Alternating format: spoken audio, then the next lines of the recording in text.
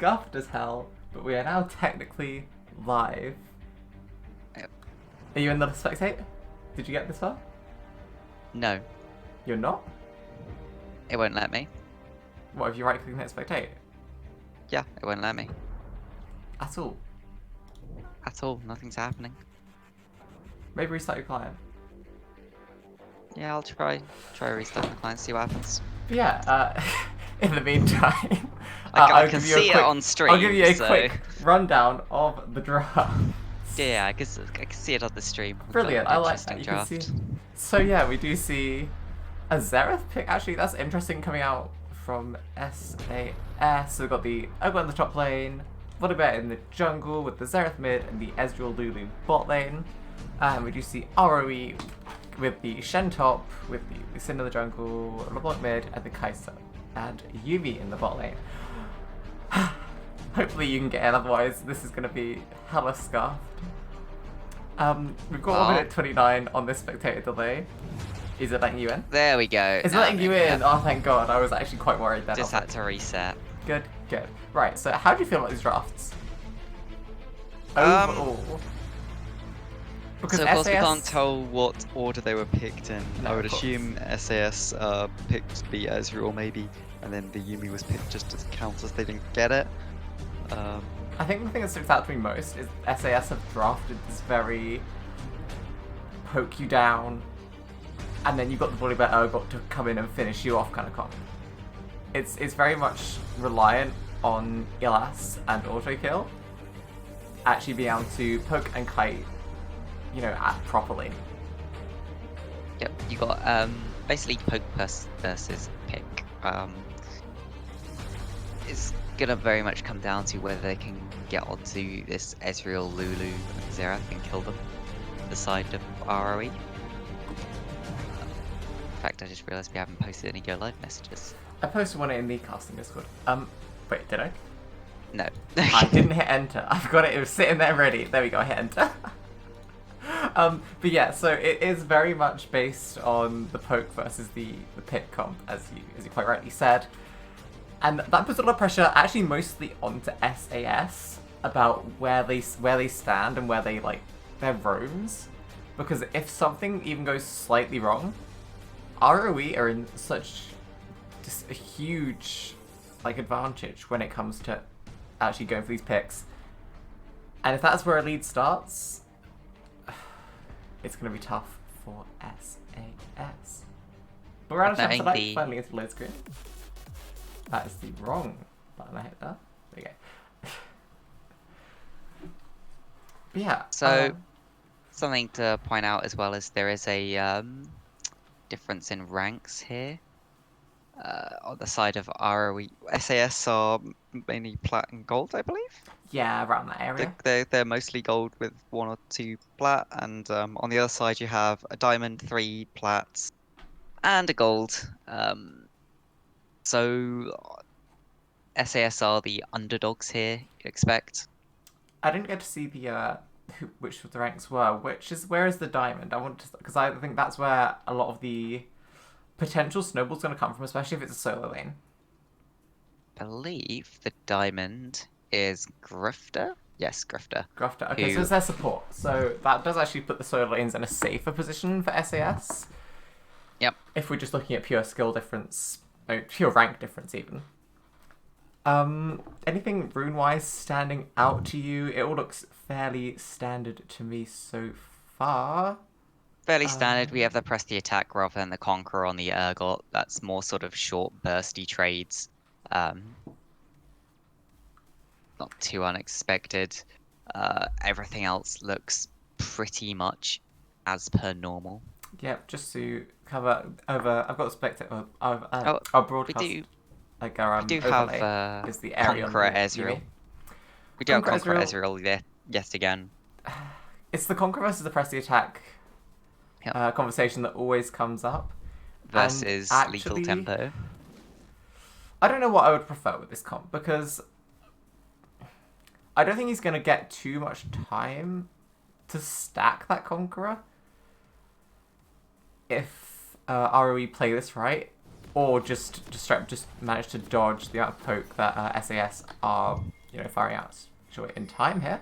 But that being said, if SAS can land all this poke, the Conqueror is going to stack before they're going to be engaging, or ideally for SAS anyway. We'd actually see a possible invade coming out here from ROE. Yep. They shouldn't really be able to get much out of this. So all the is in the mid lane. SAS are just doing a pretty standard fan here. Does look like they're going to be spotted by auto kill here on the Ezreal. He's going to get flash taunted by Human Rogue. Flashes over the wall. Used. Not sure about the flash over the wall. The W from Kai'Sa does not connect. And he stays alive. Has to burn both summoners though. That's very unfortunate. He probably shouldn't have stopped to Q there. It slowed him down slightly, allowed the flash taunt to be a little more effective. But overall, it's 2 summoners for 2 summoners. Ignite having a bit of a shorter cooldown than heal, I think. Or is it the same? I think it might be the same. It's either shorter or the same. But then it's flash for flash as well. Ignite's very slightly shorter. I'd be interested to see how Cube decides to punish this, or whether Mr. Oldie actually on that body bear decides that maybe it's time to punish that Shen in top lane being flashes, but he does have that dash. And of course Ezreal does have the arcane shift as well. So despite both those flashes being gone, both champions are decently mobile, that I actually don't really expect to see too much punishing coming out here. So I kind of want to look at the top lane early to see if the fact that Shen doesn't have the has taken taunt first is punished, because that's a lot of his trading power gone early. He can't pull the sword to him, so he can't get the percent health damage. So realistically, you should not be allowed to walk up to any of these minions without taking poke. Ooh, very nice trade to the mid lane from Simpsons. Yeah, I think this is an unfortunate match to pick Xerath into, especially in these early levels where you haven't actually unlocked the stun. It does mean that, with Simpsons starting W on that LeBlanc, you can auto, get the electrocute in, and it's tough for a Xerath to trade back.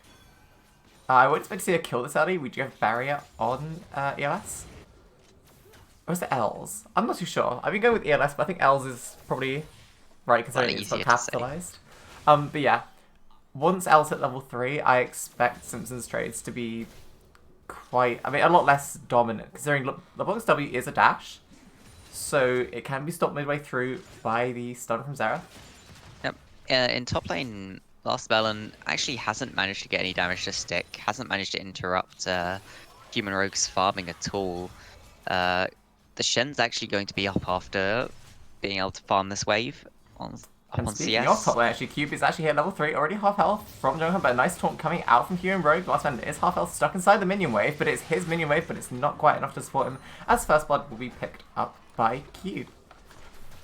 Also ganking the mid lane, forcing out the bonk passive, but she's just going to walk out of that. Yeah. Bonking also down the Ignite and Els down on the barrier there. I think the barrier is the big one that's going to be down, because that does give Simpsons a lot more presence and a lot more ability to, get a solo kill onto Els here. So, yeah, barrier's got a very short cooldown though. Lost Bound there, not respecting the fact that most junglers will be coming to gank at around that time. And your jungler is mid lane, so he can't counter gank. You're literally on your own, pushing up. Sure, the Shen doesn't have flash, but he still has his taunt. You know he has taunt, even though he's level 2, because he took it first. And we also knew that Cube started bottom side, and I'm fairly sure that SAS knew as well. After that invade bottom side, I don't think Cube would have had time to diagonally cross up and start red without crossing through mid lane and being spotted. But speaking of, Cube is actually in the spot lane, making use of that early game ability as Lee Sin, although SAS, auto kill, and Host Slayer are already under their tower. He's actually going for that. Oh, follows up on the Q of the tower, takes a tower shot. But no polymorph. Polymorph's on time there. Lee Sin gets stuck in the tower, takes at least 2 tower shots. Probably could kill him. Mr. Oldie actually catching out Cube here. A lot of damage coming out from the bite. A Cube is left here, has got a Yuumi with him, and a Kai'Sa to dash to will be out safe, but Mr. Oldie pumping out damage already. Oh. Unfortunate there for Els. Simpsons getting that recall even while stunned. It's just one of those. If you get to that point of the recall, it's point of no return, and so like it doesn't matter what hits you, you're gone. So something I want to point out is Hostler has taken the Ignite, but has also gone with the Relic Shield. I'm not sure. I'd really expect to see both of those taken together into a team with a LeBlanc, a Lee Sin, Kai'Sa, all of who are very happy to jump into your backline. I think I would have preferred to see the Exhaust as a way to keep your team alive, as opposed to doing a little bit of extra damage with the Ignite. There's no one that's going to make a lot of use of healing. I mean, you can argue Yuumi heals, but... Yeah, which is Baron, Dragon even secured by SAS, definitely got Baron this early. Exhaust going onto Host there, and a lot of damage coming out from Simpsons. He's low, he's getting ignited, but the Lunar Shields are keeping him alive. Keep on this side, catch out L's, but that will be... multiple flashes. Jose finished off, Cube will finishing off L's as well, and it's far. just ulti and auto kill left under this tower. I think Cube's finished. Cube and Simpsons are definitely not finished here. As they hover around this they're tower, not gonna try that. backing away now.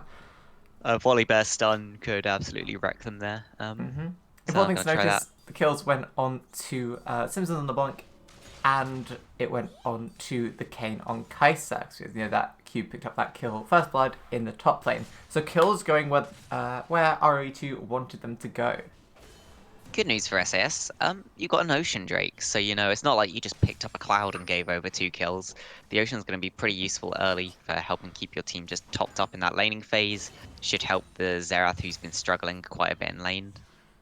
And, yeah, it means you can take a bit more aggressive trading. Yeah, Oceans are always nice. Second Drake's going to be a Mountain, so we are going to be either on an Infernal or a Cloud Rift. What's the best is Cloud? It's always Cloud. It's always Cloud. It's always Cloud. Cast a curse, Cloud Rift. So it's worth noting there's a slight CS lead, very slight CS lead in the top lane for the Actually, Last Melon taunted under the tower. And he's dead. Both Melon and Rogue sitting on 200 health. They're not really wanting to finish this out. Just Mr. Aldi is there. He's level 5, so there will be no the ult on Urgot. ultimate available. If he but can there's get no mana for the ultimate. Recall interrupt with a flash torn into just auto-attacks from Human Rogue. Mr. Aldi is there to clean this up, but the 1-for-1, Human Rogue really knowing the damage you can put out on that Shen. But of course SAS will get the assist gold, so getting a little bit more out of that. Thankfully for SAS, you managed to push this in. Some CS and gold is going to be lost, and then that'll slowly push back towards the Urgot. Urgot, of course, really bad champion at freezing a wave. Almost impossible. You managed to get the Shen taunt out. And actually just force that TP on the wave up there too. Yeah, TP is what I meant there, not taunt. Thank you for correcting me. I guess it's a big cooldown, but you know. Oh, actually, Heavy Chase going in this mid lane. ELS is going to be hit by that root from Simpsons, but they'll donate it over to the Kai'Sa. Kayn and Grafter are there straight away. But we do see another fight in struggle. Cube going out on Mr. Oldie. Actually, a lot of damage coming from Mr. Oldie, but the Stand United is there to keep him alive. Mr. Oldie will be under his tower, ready. So, it's something to note as well, both ADCs choosing to get the tier first. It's quite common now to get the pickaxe before you get the tier, because it gives you that extra laning power. 25 AD. I especially expect to see that pickaxe pick up from the Kayn, especially considering the 2-0 lead. Yes, you would have expected to see it, but he went the greedy route, and it's still paying off for him. It has allowed Ezreal to close back up the gap a little bit, but that's mainly because he roamed. Is this where you... Actually, in my view, you keep in this lane. Again, Last Melon just trying to get that Conqueror to keep himself alive, but a kick from Cube will send him back into the lane. And that's another kill going on to Cube. True Shot Barrage was there. A little bit late. A little bit wide. But I'm not sure it would have had too much contribution to that fight. No. But yeah, as I was saying, do you think that AD carries tend to go for the greedy option of tier over the pickaxe when they enter another tier AD carry? I think it's fine to do it. It depends how much lane pressure you're really wanting or needing. It does open you up to be a little bit more susceptible to ganks in theory, but Yeah, it does allow you to stack the tier slightly faster. So what coming out actually from Hero landing with the ulti, taking a lot of damage. Pops that ulti, doing huge damage. Cube there, and the ultimate from Els will finish off Cube. Human Rogue and Simpsons left to get Flash away, but forward from nice flash last. throw from the last melon will get up He's to gone for the Simpsons, wrong but he's one. chasing the wrong LeBlanc because Els He does pick the saw right which one at one he least. flipped. We do see the bot lane of SAS are here as well, but Human Rogue is away. A 1 for 0.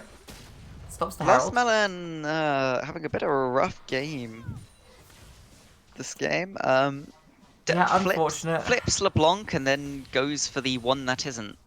Doesn't have Yeah, the mini had stun that on. passive did proc and gave for that. I think it's 1.5 seconds of stealth. I think maybe less. But it just. But you should the wrong know. one. You should know she would be stunned. So the one that's running away first is obviously the wrong one.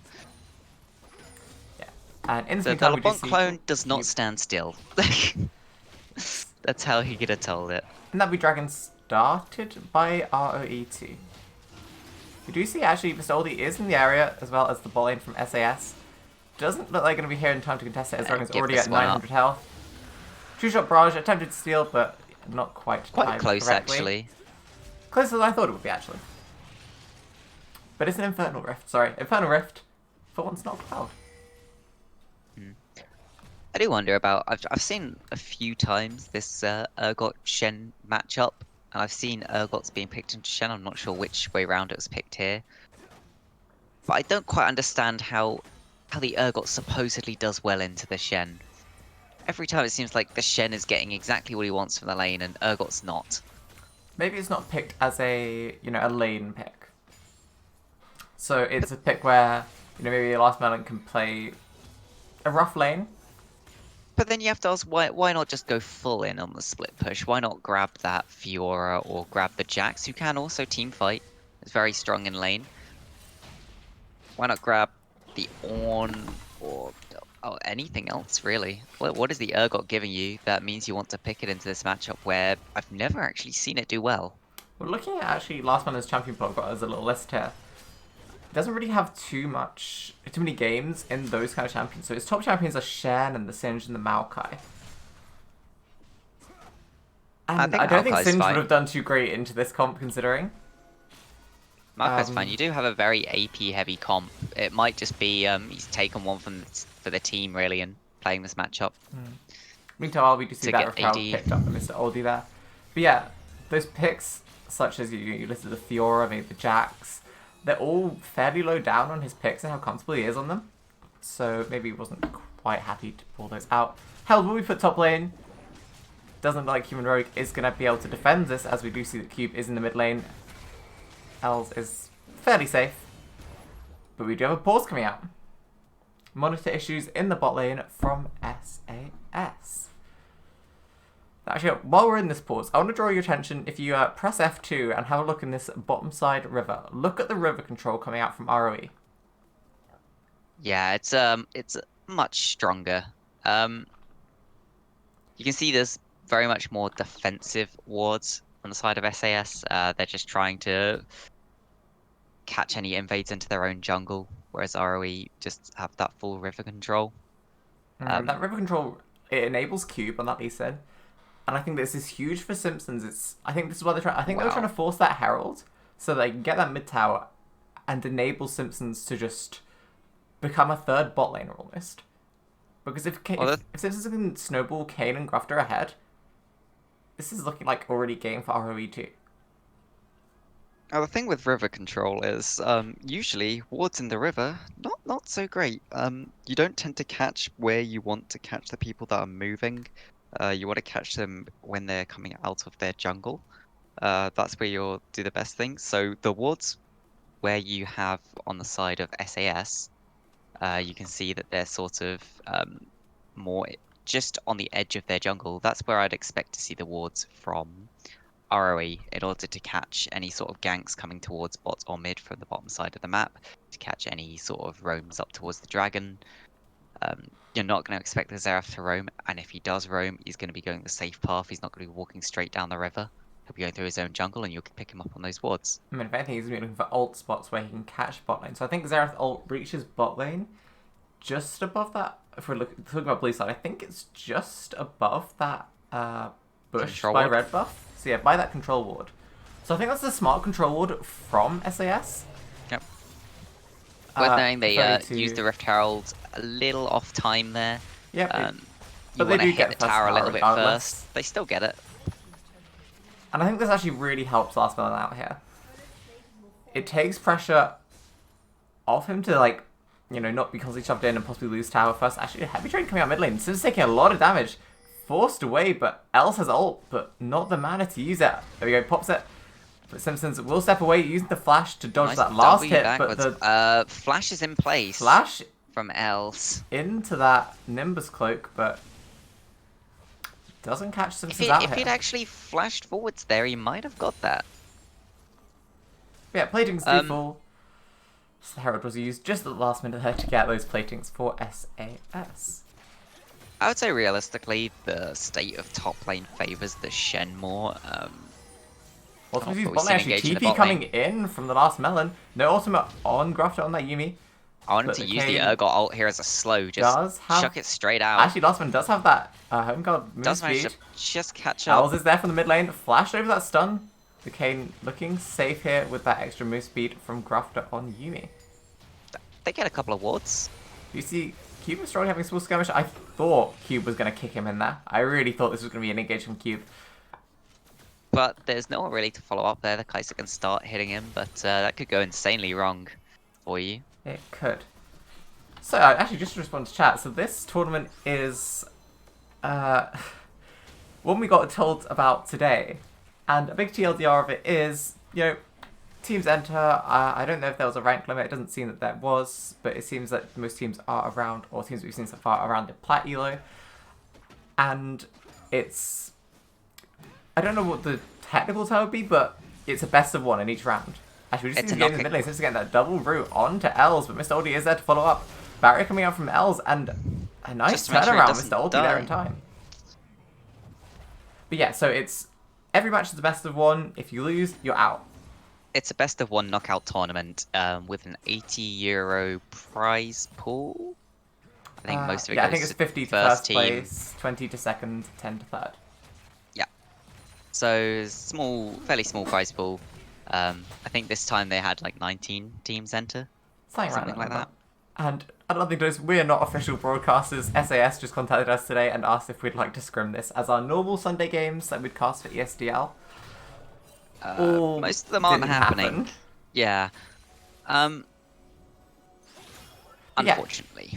Back to the game, we do see ROE just getting a little bit of river control whilst they can. Mr. Oldie actually look at this engage.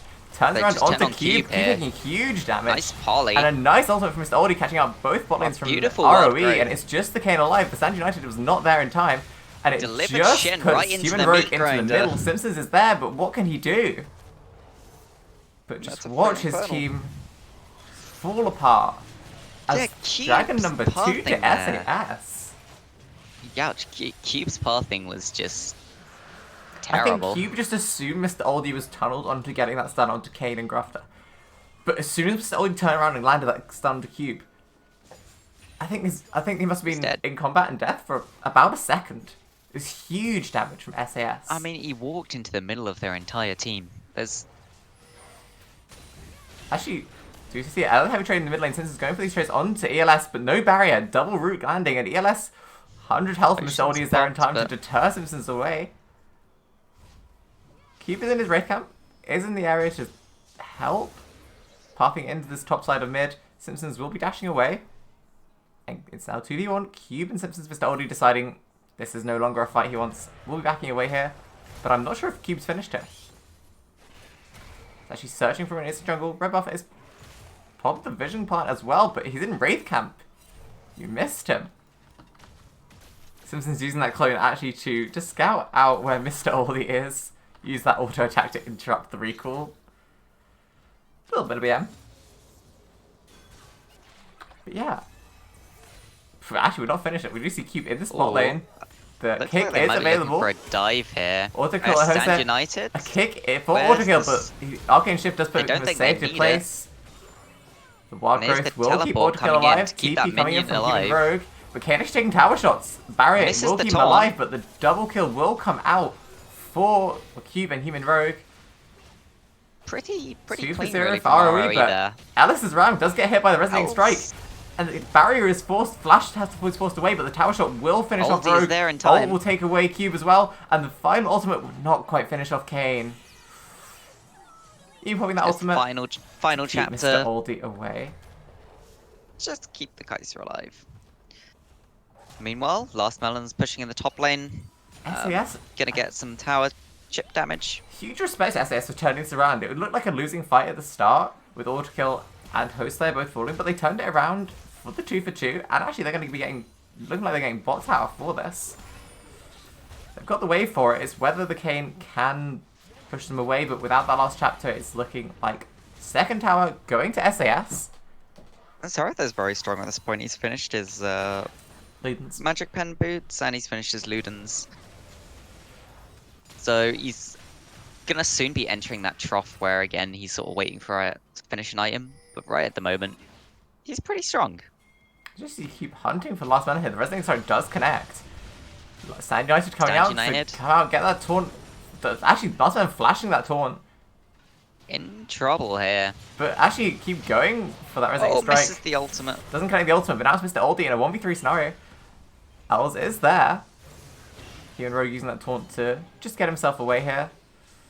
So this is landing the root, but it's in a 3v3. Els getting a nice bit of poke damage out here. Mr. Oldie getting boost speed, nice boost speed buff coming out from Host there. The ultimate will not connect, but the stun will land on to Human Rogue, who is going to dash over that wall. The pit there. Ultimate is popped by Els. Not going to finish anyone off, but get nice chunks of damage out there. Of course, Baron's only just spawned. Teams definitely do not have the wherewithal to do it right now. Not at all. I do want to point out the item difference in the bot lane. Yeah. It's a whole Your half item Ezreal ahead. sitting on Okay. Phage double dagger, and you've got your finished Rage Blade for the Kaiser. Quite a big difference there. Yeah, actually, if we just look at gold across the whole board, despite just this constant pressure onto Last Melon, he's actually 100 gold ahead of Human Rogue. Jungle War is actually Mr. Oldie looking about 700 gold ahead of Cube. In the mid lane, a huge difference, almost 2,000 gold difference between Els and Simpsons. Obviously, Els being around the map, picking up a lot of kills with that Arcane Barrage. So, Els. the main 2 points you want to look at for both teams and how far ahead they are that Well, mid actually, the and last chance is ADC popped ult. to catch out Last Melon again. The Wild Growth does get a knockup, but Last Melon taking huge Keeps amounts of him alive damage a on this little team. bit longer. Will not survive. And But it's Ezreal is really weak the right now. whole Kaiser of is SAS. I'll split across so Host. Will flash strong. across the wall, but it's now just Els and Mr. Oldie. Els flashing away from that Unicue will not get hit by the slow. low on mana. Blue buff's ticking, but Managing to not get hit by Kaiser's W, so she can't ult over to him, and it's looking like it's just going to be a 1 for 0 for ROE. SAS actually hovering, looking like they want to engage again. Els landing some poke. Human Rogue was looking for that taunt. Flash not available, so the flash taunt range is not needing to be thought about. we do have that Infernal Drake spawning in just a second here. Yeah, just spawned. Keep clearing SAS's vision away from it. Resonating Strike does land onto Mr. Oldie. Not going to follow through. TP actually coming out from the last melon a little bit too deep. Mr. Oldie pressuring forward to keep him safe, but the Arcane Barrage picking up Cube. These Beautiful play Arcane from Barrages have Cube. really been on point. Els smurfing on ROE. Arcane Barrages. Securing that dragon. Very well played by SAS, putting them at soul point. Okay, I want to look at the build, because we see Els does have that Oblivion Orb. Do you think this is a Morello's game? Considering we've got the Yuumi, we've got the Conqueror and the Lee Sin. It depends what you see your job as.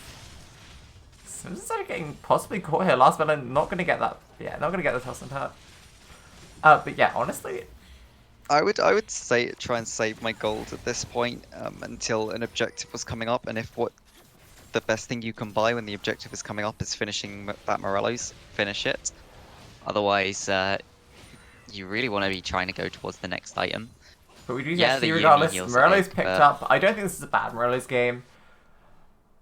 No, it's not terrible by I any think I think stretch of the imagination. I think not picking up Morello's does give, Yuumi that time to scale up, where her healing's, good for the level you're at, and then as she keeps picking up these assists, getting that golden, just gets progressively better. If you shut her out early, I think Yuumi really struggles. So the early It does. Morello's I quite like, especially considering there's no other executionist callings picked up by the rest of SAS. Yeah, auto Actually, kills Torn in a actually really coming in from Human Rogue, but he's put himself into 5 members. Simpson's going for that full combo onto Els, but not getting away.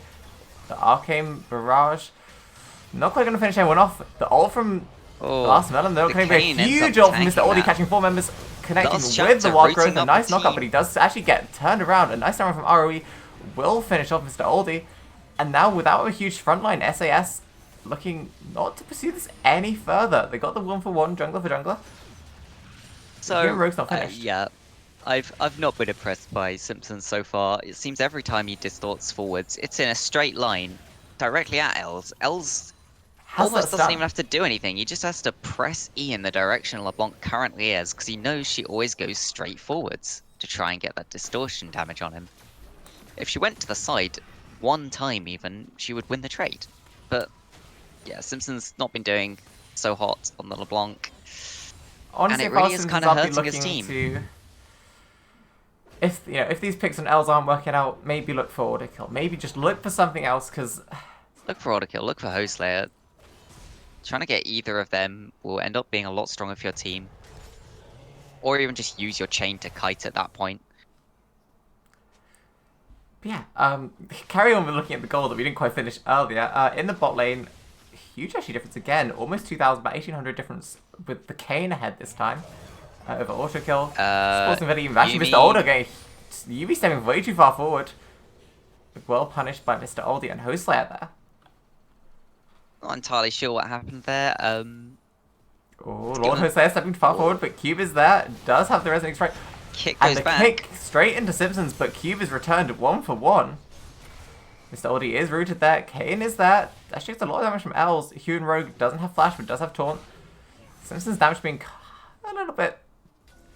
That's quite important. The Lulu being dead really hurts the survivability of Els and autokill in any next fight that goes on. It really reduces the amount of CC as well.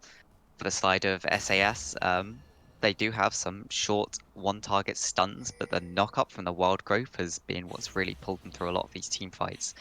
So not having Lulu there could have some great effects. But on the flip side, not having Grafter there for ROE is also pretty bad. Actually, the Hourglass popped by Simpsons, and now Els, she's not Arcane Barrage.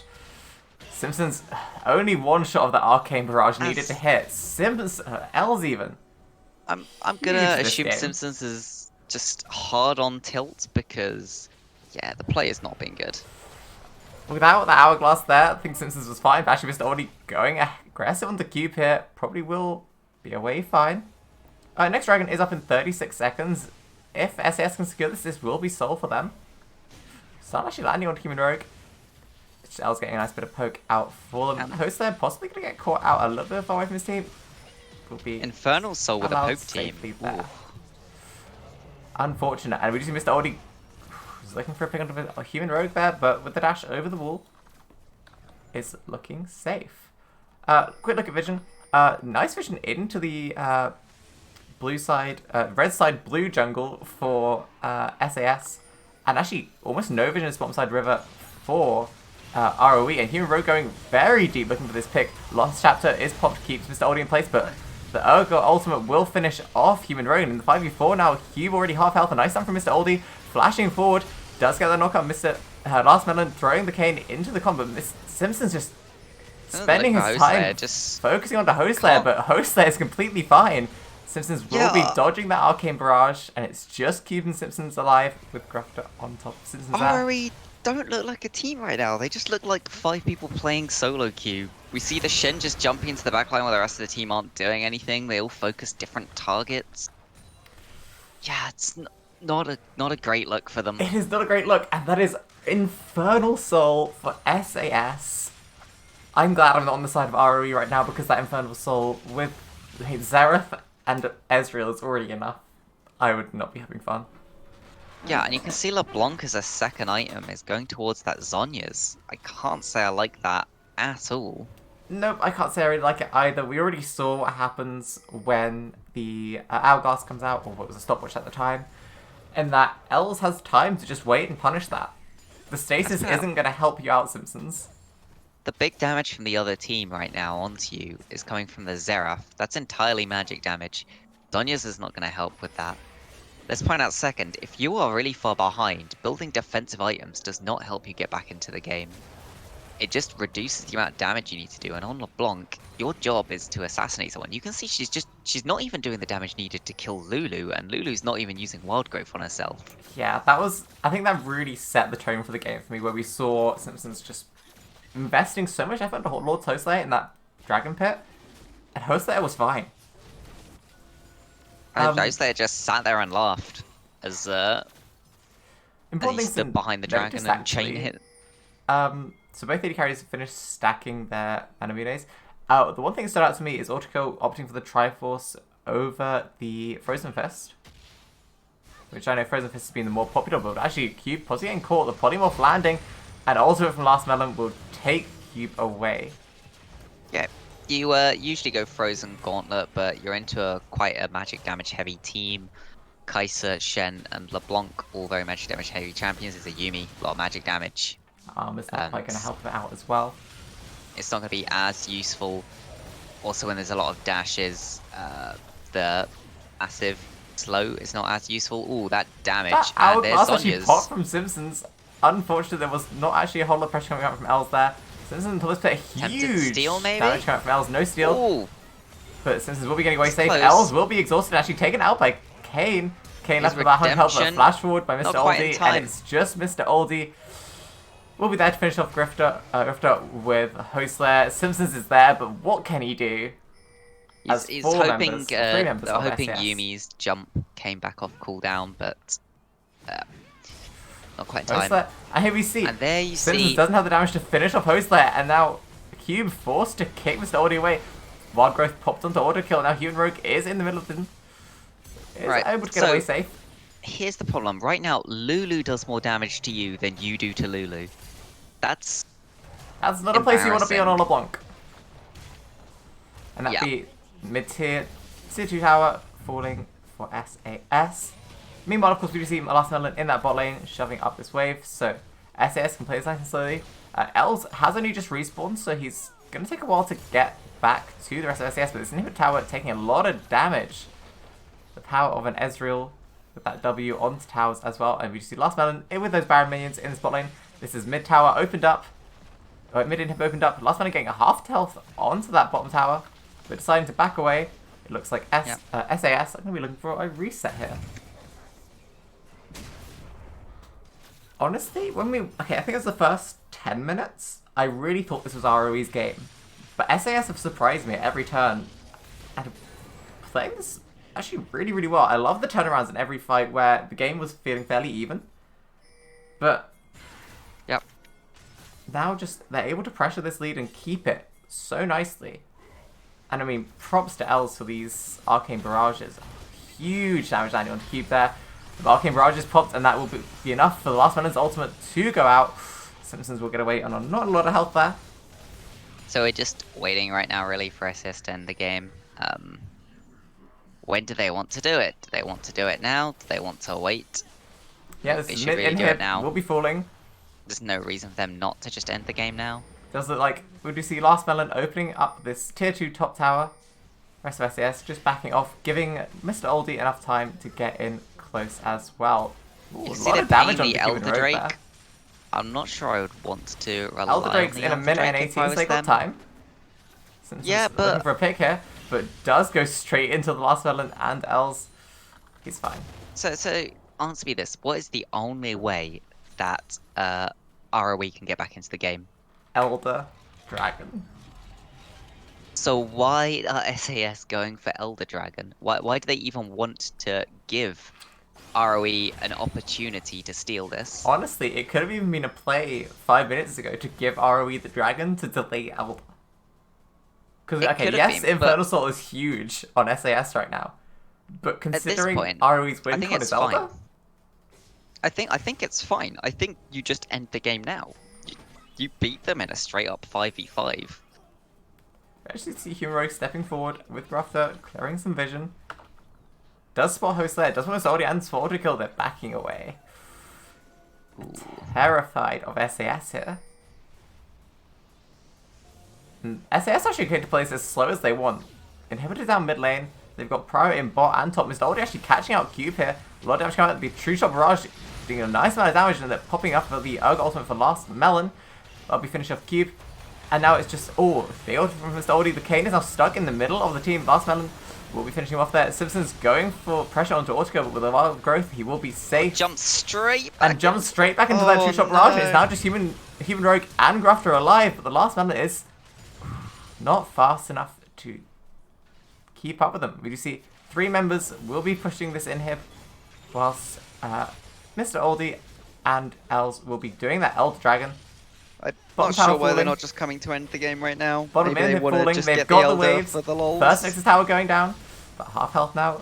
They just want to secure this Elder Dragon. I think it's just star points at this point, but with only 3 seconds left on Cube, 2, 1, they might not be able to finish depending how ROE2 play they can this. still finish. Nexus going down, a SAS huge amount of really damage coming have out, to throw. but the last Melon just focusing down the Nexus.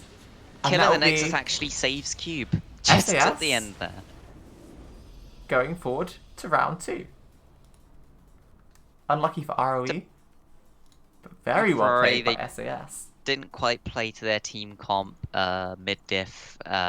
What else can you really say about that game? Honestly, Els. Huge. Well, Els played it well, but I feel like Simpsons was just not playing it well. What else can you really say about that? Yes. It was, I clicked the accept on the custom game and I lost my post game stats. But yes, SAS will 1-0. If you can screenshot that should be really helpful. So we can have a chat about those. what Whilst we post-game wait. stats would you like to see? Just the end lobby to start off with everyone's KDAs and Yeah, I'll items. start getting everything. Brilliant. Okay, so we're gonna get those back up. We don't have an invite to the next game. Tournament we can't. codes being tournament codes. Yeah, unfortunately, this doesn't work. League of Legends client, it breaks. Right. Here we go. Right. So Can grab you anything else. this will be ever so slightly scuffed, but we're gonna go add window capture. Where are we? Discord. Right. So quite obvious things to notice. Els did most damage in a game, almost. Well, at least 10,000 ahead of the next person. Let's point out both Urgot and Ezreal out-damaged everyone on the enemy team. Shen not showing much damage, but you wouldn't expect to. LeBlanc actually posting a fair amount of damage, but that's because she was continually jumping into Xerath and almost killing herself. No. High quality. High quality. Nice. League of Legends client, this is what happens when I click the wrong thing. But yes, okay. So It's a sad game when the Yuumi is the 3rd highest damaging member of your team as well. So actually, let's have a quick look at that. Yes, so damage champions 11k. Actually, Yuumi out damaging Cube on the Lee Sin, out damaging Shen in the top lane. Unfortunate. Not For even that far ROE2. behind both Kaiser and LeBlanc, honestly. Okay, It's I'm gonna ask MVPs, but I right. definitely mean, know who I want to give it to. I think Els played very well. Also, shout out to Mr. Oldie. Shout out to Lord Hostlayer, especially for those wild growths. Those wild growths were, they were on point. Can't give it to him because of Moby Boots, of course. But I think Els, yeah. As much as you can say that Simpsons played badly, Els did manage to punish that and win in a matchup realistically should be very hard for the Xerath. So I'd give it to Els. Oh yeah, I What's would that damage? 100% agree with you. Els showing up this game have to point out, Mr. Oldie did keep him alive through the early game, had a lot of very nice counter ganks and runs into the mid lane to get Els to the point where he could be doing that damage. And I do want to point out Host Slayer's wild growths, especially. Yes, it looks so scuffed. How about for ROE2? Let's turn off that. That'll make it look a bit better. There we go. ROE2 is a bit of a hard one. I think Cube had a few very early ganks, which were very good. Didn't manage to get too much out of it in the end. Can't be Simpsons. Human Rogue managed to do fine in the top lane. Managed to do fine, kind of, in the game, realistically. But there's not much more to say about that. The Kane was playing Kai'Sa, got a few picks, didn't really manage to get anything done with it. Grifter was playing Yuumi, managed to heal some people, didn't manage to keep them alive enough. There's not much you can really say about it. Did third most damage. Griff doing third most damage on a Yuumi.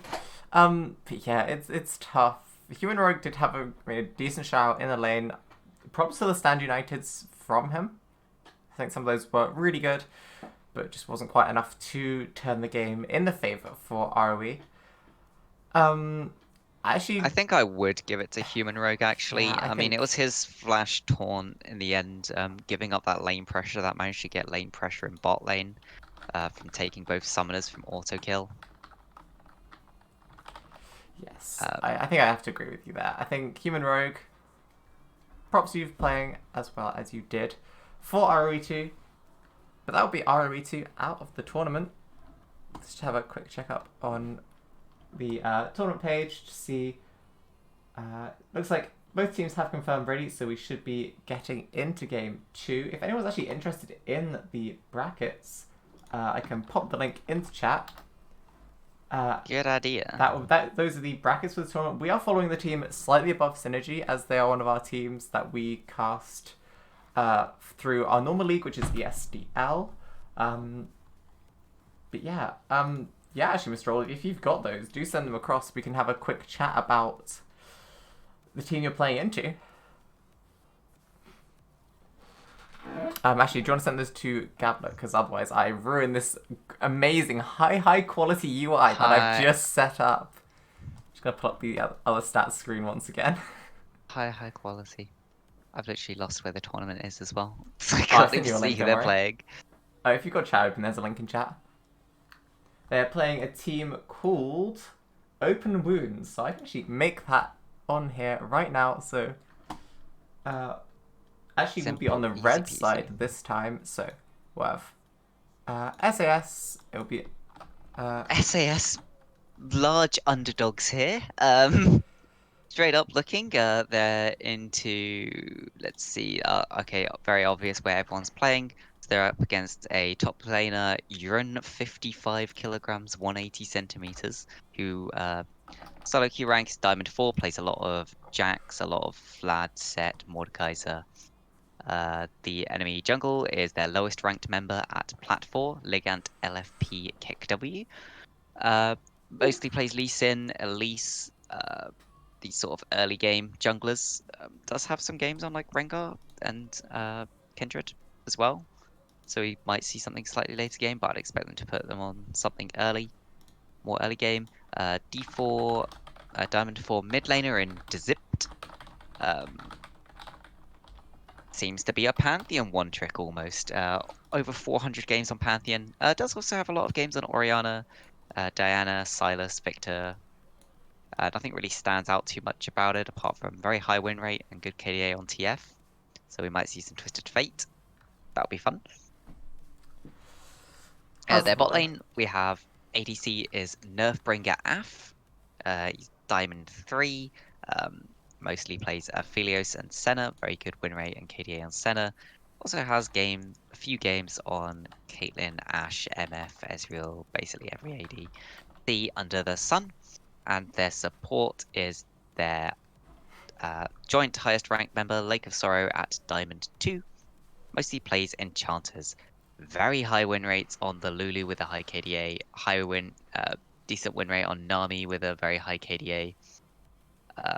very high KDAs on all his enchanters that he plays, with high win rates such as Morgana, Janna. Very low win rate on Karma and Senna somehow. But something worth noting, does look significantly weaker when on these more sort of engaged champions such as Nautilus and the Guardians such as Braum. Much lower win rates of KDAs. So I'd expect him to be playing some sort of enchanter. Yeah, so just to let you know, the next opponents who we got OW are in Champ Select with SAS. So once they get through Champ Select, we will be able to get in and have a look at it. Unfortunately, there's a bug right now where we can't actually join through tournament codes or through invites, so it's looking a little bit sketch at the moment. So we have to wait for Champ Select to finish and then go through Spectate like that. And then we can see what the Champ Select outcome was with the bans. I think we can see the bans, can't we? Yeah, we can see the bans, I think. But we can't see what any of the picks are, we just see what they ended up choosing Yes. for each player. It's really unfortunate, but what can you do? Small indie company with their high quality client. I don't know whether it's something about how League has done it or if it's some way the tournament's set up, honestly. It could be the way that Challenger never had has set this up, yes. Yeah, we've never had a problem before, but here there seems to be a problem. So, how do you want to fill this next few minutes, Gavin? Let's sing a song. No, let's definitely not sing a song. So what would we expect to see from the next game? I think we can actually talk a little bit about SAS's picks. Because SAS are, of course, anyone who's been around watching our games for a little while, they will know SAS is a team we do follow a decent amount. Of course, they're the team that we knew coming into this tournament. That was a little bit too loud. There we go. So you got the last melon in the top lane. It has a fairly... What other ways to enter an ESDL team nowadays? Feels like everything has changed. I don't know. You appear to need to get 5 people together, pre-make your team, and then you can get drafted. You can't just get drafted into a team anymore because too many people are doing it and then just leaving, basically being AFK. Not that it seems to have helped much because we had 3 games to cast today and all 3 of them didn't happen. Yes. Because of teams not showing up. Honestly, ESDL's in an unfortunate spot right now where they're getting a lot of teams sign up and then not show up, which then makes other teams just quit and then they don't show up, and it's got this huge snowball effect. Exactly. And it's a shame because a lot of the teams we talk and cast to are around this gold elo, and I haven't got other places to suggest like, oh yeah, check out this organization or this organization I know. But at the gold level, it's hard because there's not really any that I know around to suggest. Yeah, nobody really looks at the gold level. You can find a few at the plat level. Otherwise, you kind of need to be diamond, and then you're starting to get into the ones where people like offer money to play. Yeah, and it's like, So yeah, Jason, if you're still there, set up CE gold. There's definitely people that want it. Yeah, CE gold. Oh wait, we could enter. Wait, no, Mia, you're not gold. We can't enter that. Look, I'll do solo queue one day. Anyway. Back to talking about SAS for a little bit. So, quick rundown. We have Last Melon in the top lane. Last game pulling out the Urgot, but usually prefers these tankier picks. Look at the Shen, the Maokai, the likes Poppy, but Malphite and Renekton. I'd say you tend to, from him, you'll get these sort of later game scaling champions. Mostly the tanks. He tends to be a little bit weaker in the laning side, but not too much. It's not like ridiculously weak. You wouldn't expect to pick something and disrespect that. It's just you can kind of expect an equal. Yeah, I bully her because she doesn't play solo queue. No, I mean I play solo queue to gold 4 and then I stop because free skin. Give me free skin. Neither of us are huge ranked players. But yeah, no. Looking down at Mr. Oldie, you didn't introduce Mr. Oldie, did you? Nope. So yeah, looking down at Mr. Oldie as their jungler, loves his Zac, loves his Vi. Also the move picks to the Olaf. 80% win rate on Nocturne this season, so a big one to look out for from him. Also likes champions such as Set, Sejuani, and Kane. So a lot of high CC or, you know... He likes these ganking junglers.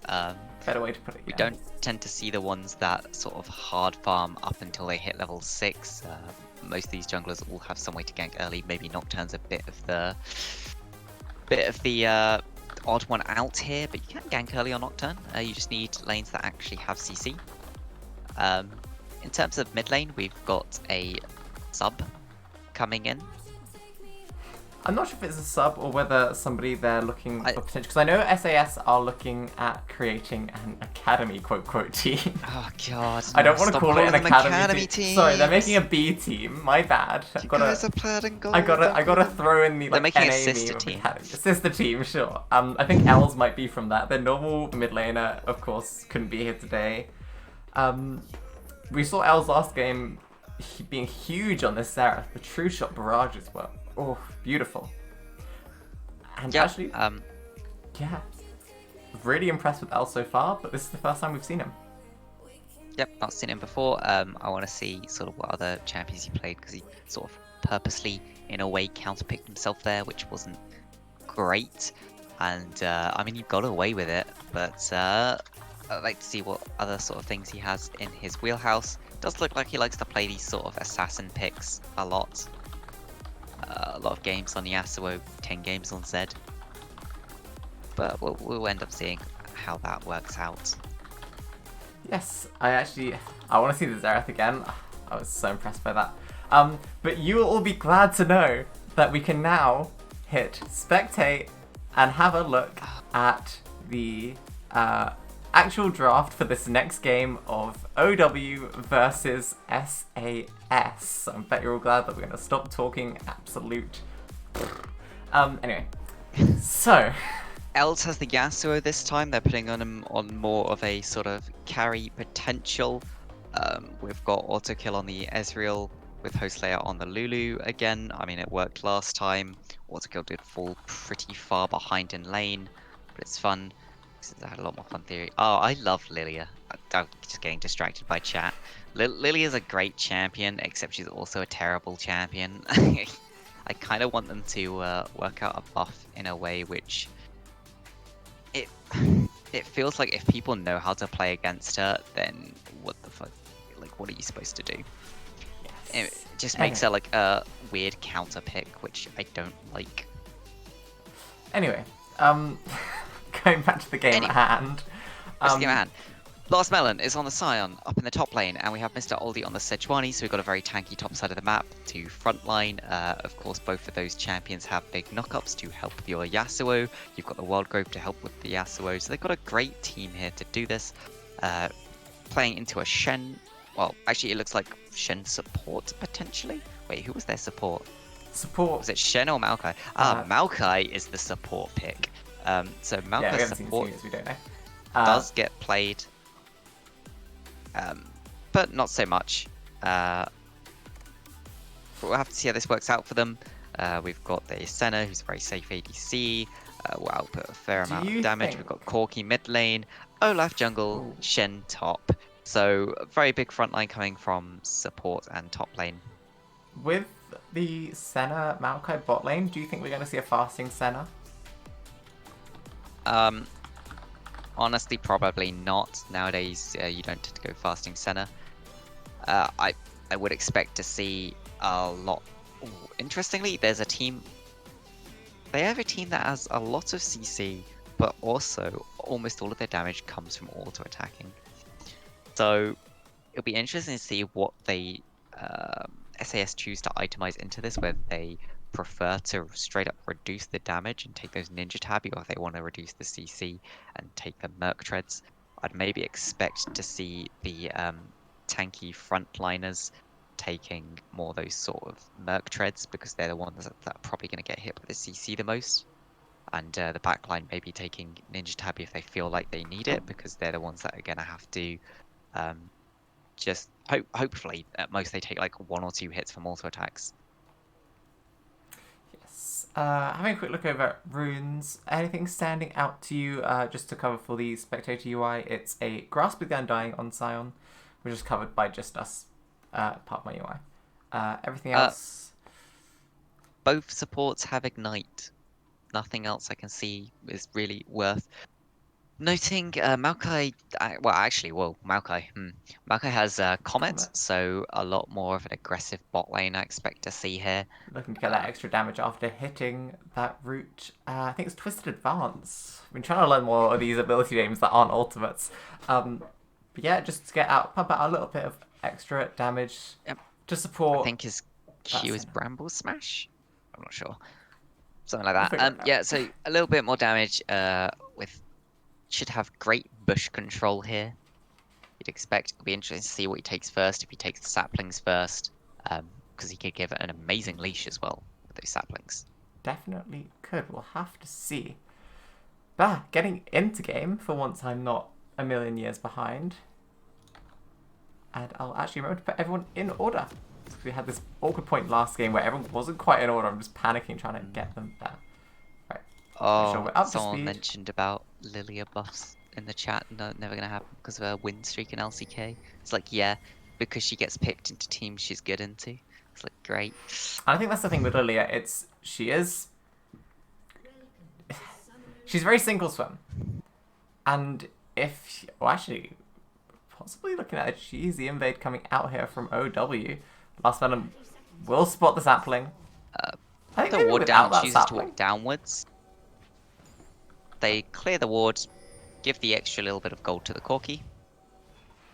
Yep, 10 gold I think it is, or the 30 gold even. I believe it's 10 to Olaf and 30 to Corki. Something like that. We should know this. Wait, we can actually check. 10 to both of them. 10 to both. Interesting. But yeah, other wards, none coming out from OW, but from the side of SAS, we do see 2 wards, 1 in each pixel brush, just to scout out where OW want to approach from. So expecting maybe the Olaf to do a little bit of an early gank. Yeah, we actually see him starting top side, so he could be going after picking up the red buff, looking for a pick onto this bot lane from SAS. SAS even pinged the move in from the Corki there. They should know that at the very least the Raptor camp is warded. So I would expect Mr. Aldi to miss out on doing this Raptor camp or heavily kite it. Probably miss out on doing it just so that he's not scouted out on where exactly he is. Yeah, we can have a quick look when he approaches that is. My brain took a minute to realize you said Raptor camp, and I was like, just watching, I was like, where's the... Oh, Raptors, yeah, of course. So yeah, we'll have a quick eye on him when he approaches over that way. And we see all of that damage. They do manage to get about 100 damage to stick. So I wouldn't expect anything to happen top lane. Top lane is interesting lane. I think it's kind of weird that Scion has a corrupting pot into this lane. I think it's just for the extra mana sustain, because when neither of you are going to be trading, Last Man just having no mana and needing to recall, whereas Iran just being an energy, having that infinite resource, possibly why he chose that. Out-trade. But actually, speaking of jungle pathing, Mr. Oldie's already in bot lane. Finish the blue buff. Sorry. Will be spotted by the sapling. They're very far up. Root landing on Jose at the back, but a nice knock up onto Nerfbringer. The slow's coming out, flash is forced by flashing forward from Gabblit. Teleport coming out behind them from Iran. Looking to turn around here. They're very far Root landing onto Mr. Oldie. No, it's and that'll be first blood going on to Mr. Oldie. Autokill and Jose are now looking just to get away with their lives. Trying to hold on to their flashes. They should be fine. They're looking like they're going to get away fine. Yep, you're right. That was Zip's teleport, not Iran's. I think it's pronounced right down Iran. into the bot lane. Iran?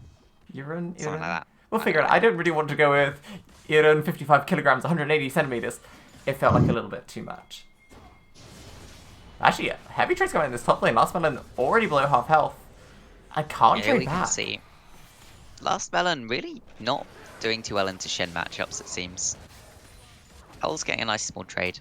Mr. Oldie going to get caught in this 2v1 here. Coming out walking here. Towards Iran, but he's and looking the wrong way. Smites the camp to get that extra bit of health. But the extra axes from Ligand will keep him slowed.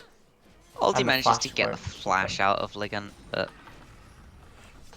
Not Honestly, for an much Olaf at this point in else. the game, I would call that definitely worth. Flash out of the Olaf, I think you. I mean, not for you're... Mr. Old even, for Overwatch, OW as a team, not Overwatch. Yeah. Actually, coming in the bottom of the mid lane, Els does win wall for Zipped? And 109 health with a yep, flash there we auto go. attack. Flash forwards. This is looking like a hugely rough start for SAS. I'm worried. Thanks, Prance. Hey, we glad you stopped by too, France. Yeah, always nice to have more people. We can see there's just heavy pressure coming out in this bot lane. The extra range from Senna and the poke from the Maokai with Comet is making this Ezreal struggle. Yeah, they didn't get that reset after that unfortunate gank from Mr. Oldie and the TP from Zip. So they're just bouncing back off of that, just... And Host Slayer wants to reset here, but he knows he can't leave Ezreal. Now, once auto kill is left alone, Nefria and Lakazoro are able... Honestly, with the... They can tower dive. They can. The Maokai W with Mr. resets Oldie on this tower side of the map, aggro. maybe not. But actually, Iran and Last Melon are having a little bit of skirmish here, and Lygan is already here. Flash over Mr. Oh, Last nice Melon, predict. but Beautiful axe catches prediction him. there to know Last Melon's Ragnarok gonna pops flash. for that extra little bit of Moosey, but Last Melon won't be picking up that kill there. Els is actually in the back of this bot lane, Lakesoro and autokill, but actually Lakesoro just using Els as just an escape route for that twisted advance. Autokill using that dash forwards, but both will be getting out of it. Actually, with the wave spawning, But he Nightbringer ignites stands the by forward, but Maokai. 2 tower shots into autokill, and it's looking rough. You see Mr. Oldie behind this tower, opting to finish that camp. That possibly could have been a kill onto both of the bot lane of OW. But they're instead opting to rotate for this dragon. No kills actually picked up by SAS yet. Yeah, the Ignite going down onto the Maokai instead of the Senna there means they miss out on both kills rather than just securing the one. They do get an Infernal for it. Early Infernal doesn't do too much, but you know, they'll take what they can you're get, pretty I think, far at this point. behind. Yeah, because you're pretty far behind. There's 5 minutes extra on the soul timer for the enemy team. Take that. With 6.5 minutes in, and SAS are 2,500 gold behind, it's worrying. So, I'm going to point out this time, I would 100% expect to see the Frozen Gauntlet coming out from the Ezreal. That extra armor is what you need to stay alive, and the extra kiting it provides you is massive. Yes. Oh, that's an for those interesting who interaction. didn't see last game, Autokill did opt for the Triforce over the Frozen Golem, but of course the magic damage that ROE had in our last game was the right choice. But yeah, Corki's Railgun does not count as projectile, so Windwall does not stop that. Actually, some heavy shots in the bot lane, but Lycan is hit again. Last Melon dodges the axe. Always where he looks like needs he to will be. Able to get away from that safely. It's getting a bit of pressure, helping Euron push in. You can see because of the wave state, Euron was actually in a really awkward position there. A gank from Mr. Oldie would have been perfectly timed, in fact. Yeah, Mr. So, Oldie is Lycan's just there to make sure that he can make it out. Push the lane in and make it out successfully. Yeah, gives Iran an opportunity to reset there. Spend a bit of gold. Refill that refill pot. Make sure that it is definitely more worth the gold you spent on it. I can't remember how many refills it is to make refill pot worth the money. You have to back once. Just the once? Well, health pot gives you 150 health per pot, and you can get 3 for the same amount, and refill pot gives you 125. Unless so overall, well, if you've got the rune, it doesn't really make a difference. I know the rune, they're both the same. But yeah, so it's only 1 refill. Okay, I thought it was a little bit more. I think it was like 2 or 3 to get the money's worth. But I didn't do the maths. I was just... Yeah, it's amazing how much worth it is. It's so sad when you couldn't get it on support. 3v3 coming out. SAS grouping up, but Zipped, Iran, and Lycan are there. The ultimate coming out from Last Man doesn't connect, but the knockup doesn't even finish before the huge amount of damage from OW finishes them off. And this will be SAS. Mr. Oldie falling. Well, Ragnarok popped, but that's a 3 for O and Herald. SAS looking in a dire situation, and we're not even at the 10-minute mark. Yep, you could say almost 4,000 gold lead coming out here for the side of OW, who I can't remember what their actual name was, but OW will do. I think you should quickly check that. OW was Open Wounds. Open wounds, yes, they're really opening some wounds here. They really are. If you were SAS right now, what is the play? Apart from last one, actually getting taunted again. Axel's coming out, and just the amount of damage coming out from Iren and Ligon. Fast Melon, 0-3. We're not even at the 10-minute mark. It's one of these games where you don't outscale by any means, and you haven't got ahead early. So how do you win? Try and get the Drakes. You basically need that soul, and you try and play towards the item spikes you do have. That will make you stronger. So you have to try and get your Yasuo and Ezreal specifically to their 2 item spikes, and that is the point where you need to... Herald put top lane, but the Glacial Prison coming out from Mr. Oldie, level 6. It doesn't stop it. The Sand United to keep Ligon alive, but the Herald does get the charge, and it looks like Tower's going to be falling down. Ligon finishing off that tower, but now Ragnarok is popped, but it wasn't quite enough damage to finish off Ligon. Now Oldie is down. Last man is on his own in this 1v2. Is half health. The Torn will come out to interrupt the knock-up, and now Ligon and Iren are just free to finish him off. It was a good use of the Olaf ultimate there to make sure that he can't get stunned up by the Sejuani E, used right on time. So he blocks as much damage as possible with the extra resistances from the passive, and then swaps to being unstoppable. It was unfortunate Mr. Oldie just slightly too slow on that ult, so didn't quite get to interrupt that Herald placement.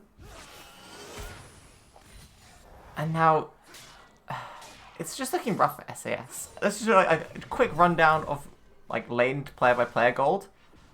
Top lane, Last Melon is at 2.5k. Eden's at 4.3. So that's 1,700 gold lead. In the jungle, Ligon has twice the gold Mr. Oldie has. So Mr. Oldie's got 2.7k. Ligon's got 5.4. We see there's about a 2k lead in 2k lead in top, 2,500 in jungle. Mid, it's not so bad. Only 700. 1.3. Well, 1.3 thousand. 1.3, yep. Maths is hard. Yep. In the bot lane, though, it's only about 1,000 gold lead. So, you know, there's something there. Only 500 gold lead on the support. Els stepping a bit too far forward. Zip with those big bombs. Does dodge the big one, but one last auto attack with the Sheen. He doesn't has matter. the Sheen. And now Ligon is free to walk into Mr. Oldie's jungle, smites the camp, but doesn't actually finish that Wraith. And is now just taking hits from Ligon. Will be finished. This feels like it's game for SAS already, or game for OW already. Yeah. This... The only way you can possibly come back here is to use the item spike perfectly. And what do you have to do? You have to have your Yasuo and Ezreal hit their 2-item power spike at the exact same time. Your Sejuani has to pretty much get that jungle item finished and the second item finished at the exact same time as everyone else. Sion, it doesn't really matter what he gets, and you need the Ardent Sensor on the Lulu. And then when that happens, you have to fight, and you have to win the fight. The problem is, by the time you've got all that ready, Zip probably has 3-4 items. You're just so far behind now that even when you are at the strongest point in the game you could possibly be in comparison, you're still really far behind. Yeah, it does. It feels like SAS. But you know what? You love those miracle changes, play for Elder miracle Dragon. wins. So you know what? Steal those dragons, or choose to give them all up and steal the Elder with just that Ezreal ultimate. The 2-shot barrage steal. I'd love to see it. I mean, it's your only win con right now, really. Yeah, SAS just need to play this as long as they can. Wait till, you know, they can steal as many Drakes as possible, or maybe, as you said, give them all up. Try and get that Elder. Just try and get as much gold as they can in. But considering that OW are free to walk around SS's jungle, Mr. Oldie can't really get gold.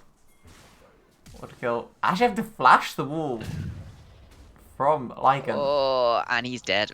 Zip Yeah, just Zipped is here. W forwards Zip it. finds him. Actually, the Wild Growth does save has to him. be used. Mr. Oldie doesn't have a jungle anymore. He's alive. He's alive, that's good. But having to flash the wall due to an unfortunate positioning and then forcing Hostaire's ultimate as well. Yeah, it's not looking too good. Taking a quick look at vision as well. I mean, as we were saying, Mr. Oldie doesn't have a bottom side jungle. Look at the vision that OW have in that bottom side jungle. Yeah, this is yeah, there's not too much to say left about this game, really. Yeah, Aaron able to go for these 1v1s onto Last Melon, and there's just not a whole lot he can really do about it. Not a whole lot of damage coming out from Aaron, but it's enough to force Last Melon's ultimate away. And yeah, topside jungle of Mr. Oldie is being stolen away. Have SAS still is jungle really at this got point. Any vision on the map that they can really get. OW clearing it very nicely. Els is very Els is nowhere. The flash into the Twisted Growth does catch him, but dashes through him. Actually goes for the ultimate, but the Stand United was there to save him. But now Last Man teleports into the middle of them. Is forced to walk away. Els following up on the ultimate felt a little bit sus. Considering, having a look at the item, he hasn't actually finished the first item yet. So, I don't really expect too much damage to come out there. Now it's going to be like mid tower, going to be falling to OW. Lakes are actually able to tank that down, keeping the minions alive for the second tower. It is a cannon wave. And just the amount of damage a Core can put out with that Sheen, Mr. Oldie forcing Aaron away from that tower. Gives them the chance to clear that wave. They're hanging on. They are hanging on. But Herald, number 2, was taken in the meantime by Ligant. Popped in the mid tower, won't be interrupted. And now with Wave and Herald, I would expect second tower to fall here. A lot of damage out. Mr. Oldie going for that engage, trying to stop it off, but the ultimate Oldie's just trying to get rid of the Herald. But that is Mr. Oldie caught in the middle of their team. A nice ult from Nerfbringer does give the whole team a shield. Wild Growth popped into Last Melon. But actually, just the Ragnarok allowing Ligant to walk into the base of SAS just shows really how unstoppable he is. It will be SAS's first kill picked up there. If SAS keep the inhib tower there, honestly worth jumping in and killing that Herald. Save them the tower there, potentially. Thinks he can get it, but the root from Nerfbringer does stop him. Damage. Really going too much further. The kill did go on to auto kill. So if we have a quick look at his gold, he did. Let's point out, they've not been perfect gamed. They got a dragon and they got a kill. That is true. In fact, they can make this a really scruffy game for the enemy team if they can force down a tower. But Mr. Oldie stepping to that bush, Aaron getting a taunt, and Mr. Oldie is gone. Hostlayer falling with him. So unfortunately, he just they don't step up together. If they step up together and they walk down through the jungle, they might have been able to just sneak that Drake there. But they walk straight into the recalling members of OW and they just turn around and kill Mr. Oldie. One of the few times I'd say if they would have waited longer to approach that dragon, they could have got it. Yeah. But no, Ligant will be no way to possibly know that though. No vision. Yeah, of course. I'd have actually expected to see SAS maybe start picking up some blue trinkets now they are hitting level 9. Yeah, I would have expected to see blue trinkets on almost all of them because they can't face check now. Face check is just throwing 3 gold over to OW. And so blue trinkets would... It could have saved them there. But yeah, as we're already just approaching level 9, it's only just the point that they can start buying them. It does actually feel like OW are playing this a lot slower than they need to be. Actually, we do see Els going for the Nerfbringer, but the Stand United is there. And our Hostlayer is slowed by Nerfbringer. The root coming out from Lake of Sorrow. And that's another free pick going on to OW. Well, they're 12,000 gold ahead. I mean, they can play this as slow as they like. They can. It won't really make too much difference in the end. Are we expecting a power spike anytime soon from SAS? We just see items starting to finish. Actually, never mind. Aaron is going for the engage and ultimate coming from Nerfbringer. Does give the team a shielding. And that is Last Melon and Host there both falling. Auto kill is there at Els. Actually getting kited by maybe the a dead Last second Melon. kill? Actually dashing Nope, forward. just No, not just quite passive. enough. And that'd be Inhibitor falling from SAS. There's not a whole lot they can really do now. I mean, there wasn't a whole lot they could really do before. But Yep. You know what? Inhib's gone down. That's more CS, more gold, more funnel it into somebody. funnel it into your Ezreal and Yasuo and get them the items. Yasuo has randomly a long sword. I mean, the only way you came back into this game was your 2 out in power spike. That's 350 gold not going towards it.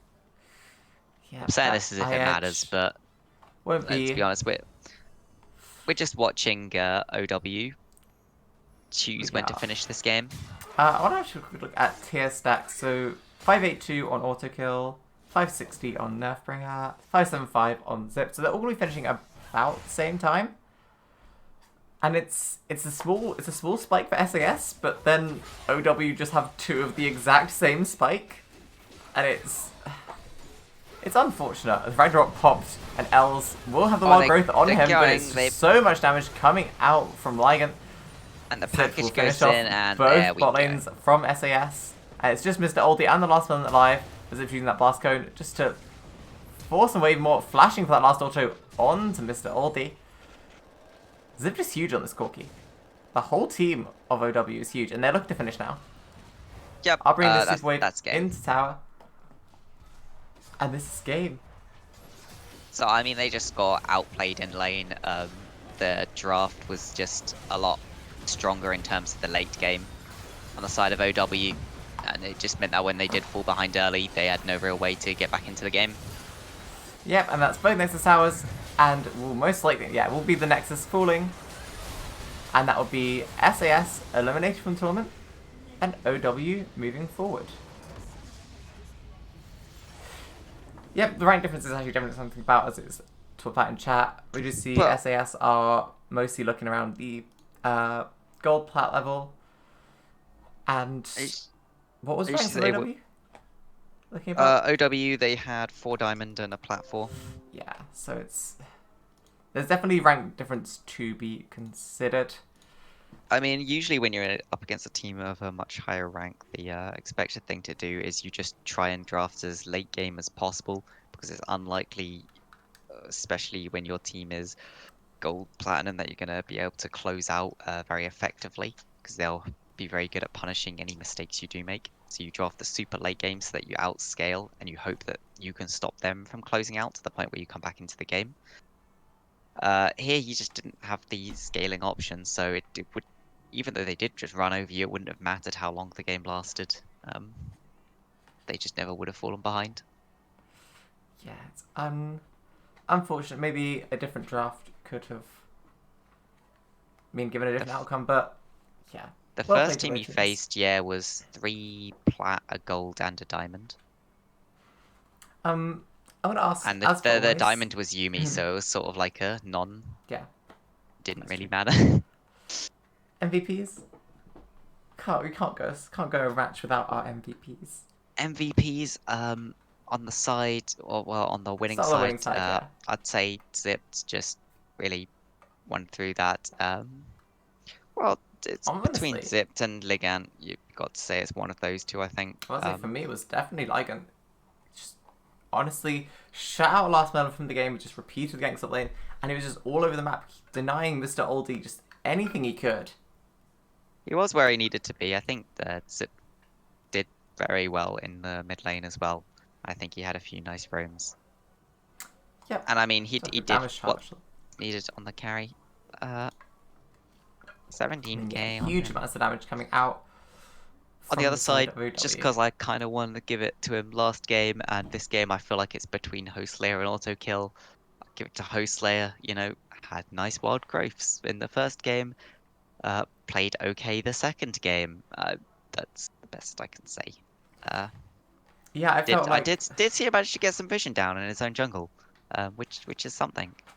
Yeah, it did feel like from SAS as a whole, that bot lane had the best performance across the board. But maybe, I don't know if that was due to them playing well or whether it was just less of a focus from OW onto them. Because it felt like OW were playing this very topside focus. So they were looking to shut out Last Man, they were looking to shut away Mr. Oldie, and looking to shut away Els. And that's where Ligon was all the time. That's where Eden was all the time. Well, you have a very strong bot lane in the Sen and Maokai, which is just going to scale up into the game and is pretty hard to kill because of all of the extra CC Maokai provides, especially after hitting 6. And the Senna speed up and CC that she provides, especially with the Glacial Augment, means she's very hard to kill. So you can pretty much just ignore your bot lane there and be comfy in the fact that it does outscale the Ezreal Lulu. Quite heavily, in fact. Yes. So we don't have a contact for the other teams, so I'm not sure how we're gonna, if we're gonna continue doing casting or whether we swap over to some ESDL scrims. That is another option as well. Do you have any of the bots by chance? We did just get the AOC VODs placed into replays in the Discord. Yes, we did. Wow, okay. So we have 2 ready to go. What I think we're going to do, whilst I stall ever so slightly for a minute, whilst I can't remember what the little countdown tool I had was called. Yeah, thanks for the stalling. This, I can't remember what the program is called, and I know that is that's not very good of me. I don't even know what you're looking for, so I don't know how I would help you out. I was going to put a timer on the screen for us so we can have a quick break before we go into these games. Ah, I see. But I cannot remember what it is called. For the life... Okay, there we go, I found it. I'm in. Because, you know, what kind of a timer tool is called Snaz? Snaz. Shout out to Snaz, timer though. Tool. But yes, once that is up, we will be going into a quick break and then looking to do the... What was our new teams? We have a scrim between Art of Chase and Guys in Real Life. Cool, okay. So, let's have a 3-minute break. Get some water. Get a snack. Get some water, you two in get chat some too. toilet. Yep, feel free to go have a mini break and then we will be back. Get a snack. Hey, snack, you got it, you got it. Right. We will see you guys in 3 minutes. Nope, because I apparently don't know how to set the date. This is awkward, right? I think Gavin's already gone. There we go. Did you just... So, I mean, we could go one by one and we could each talk about our thought of the draft while the other one goes. I don't know how good that would be. Nah, we got this. We got this. Okay, you ready? Yep, right. We will see you guys in... Just 3 minutes, 30 seconds. Ignore the pound sign there. Let's get rid of that. Why does it say dollar? Scuff stream. I'll be right back. Yeah. There you go. I fixed it. Right. We'll see you guys in a minute.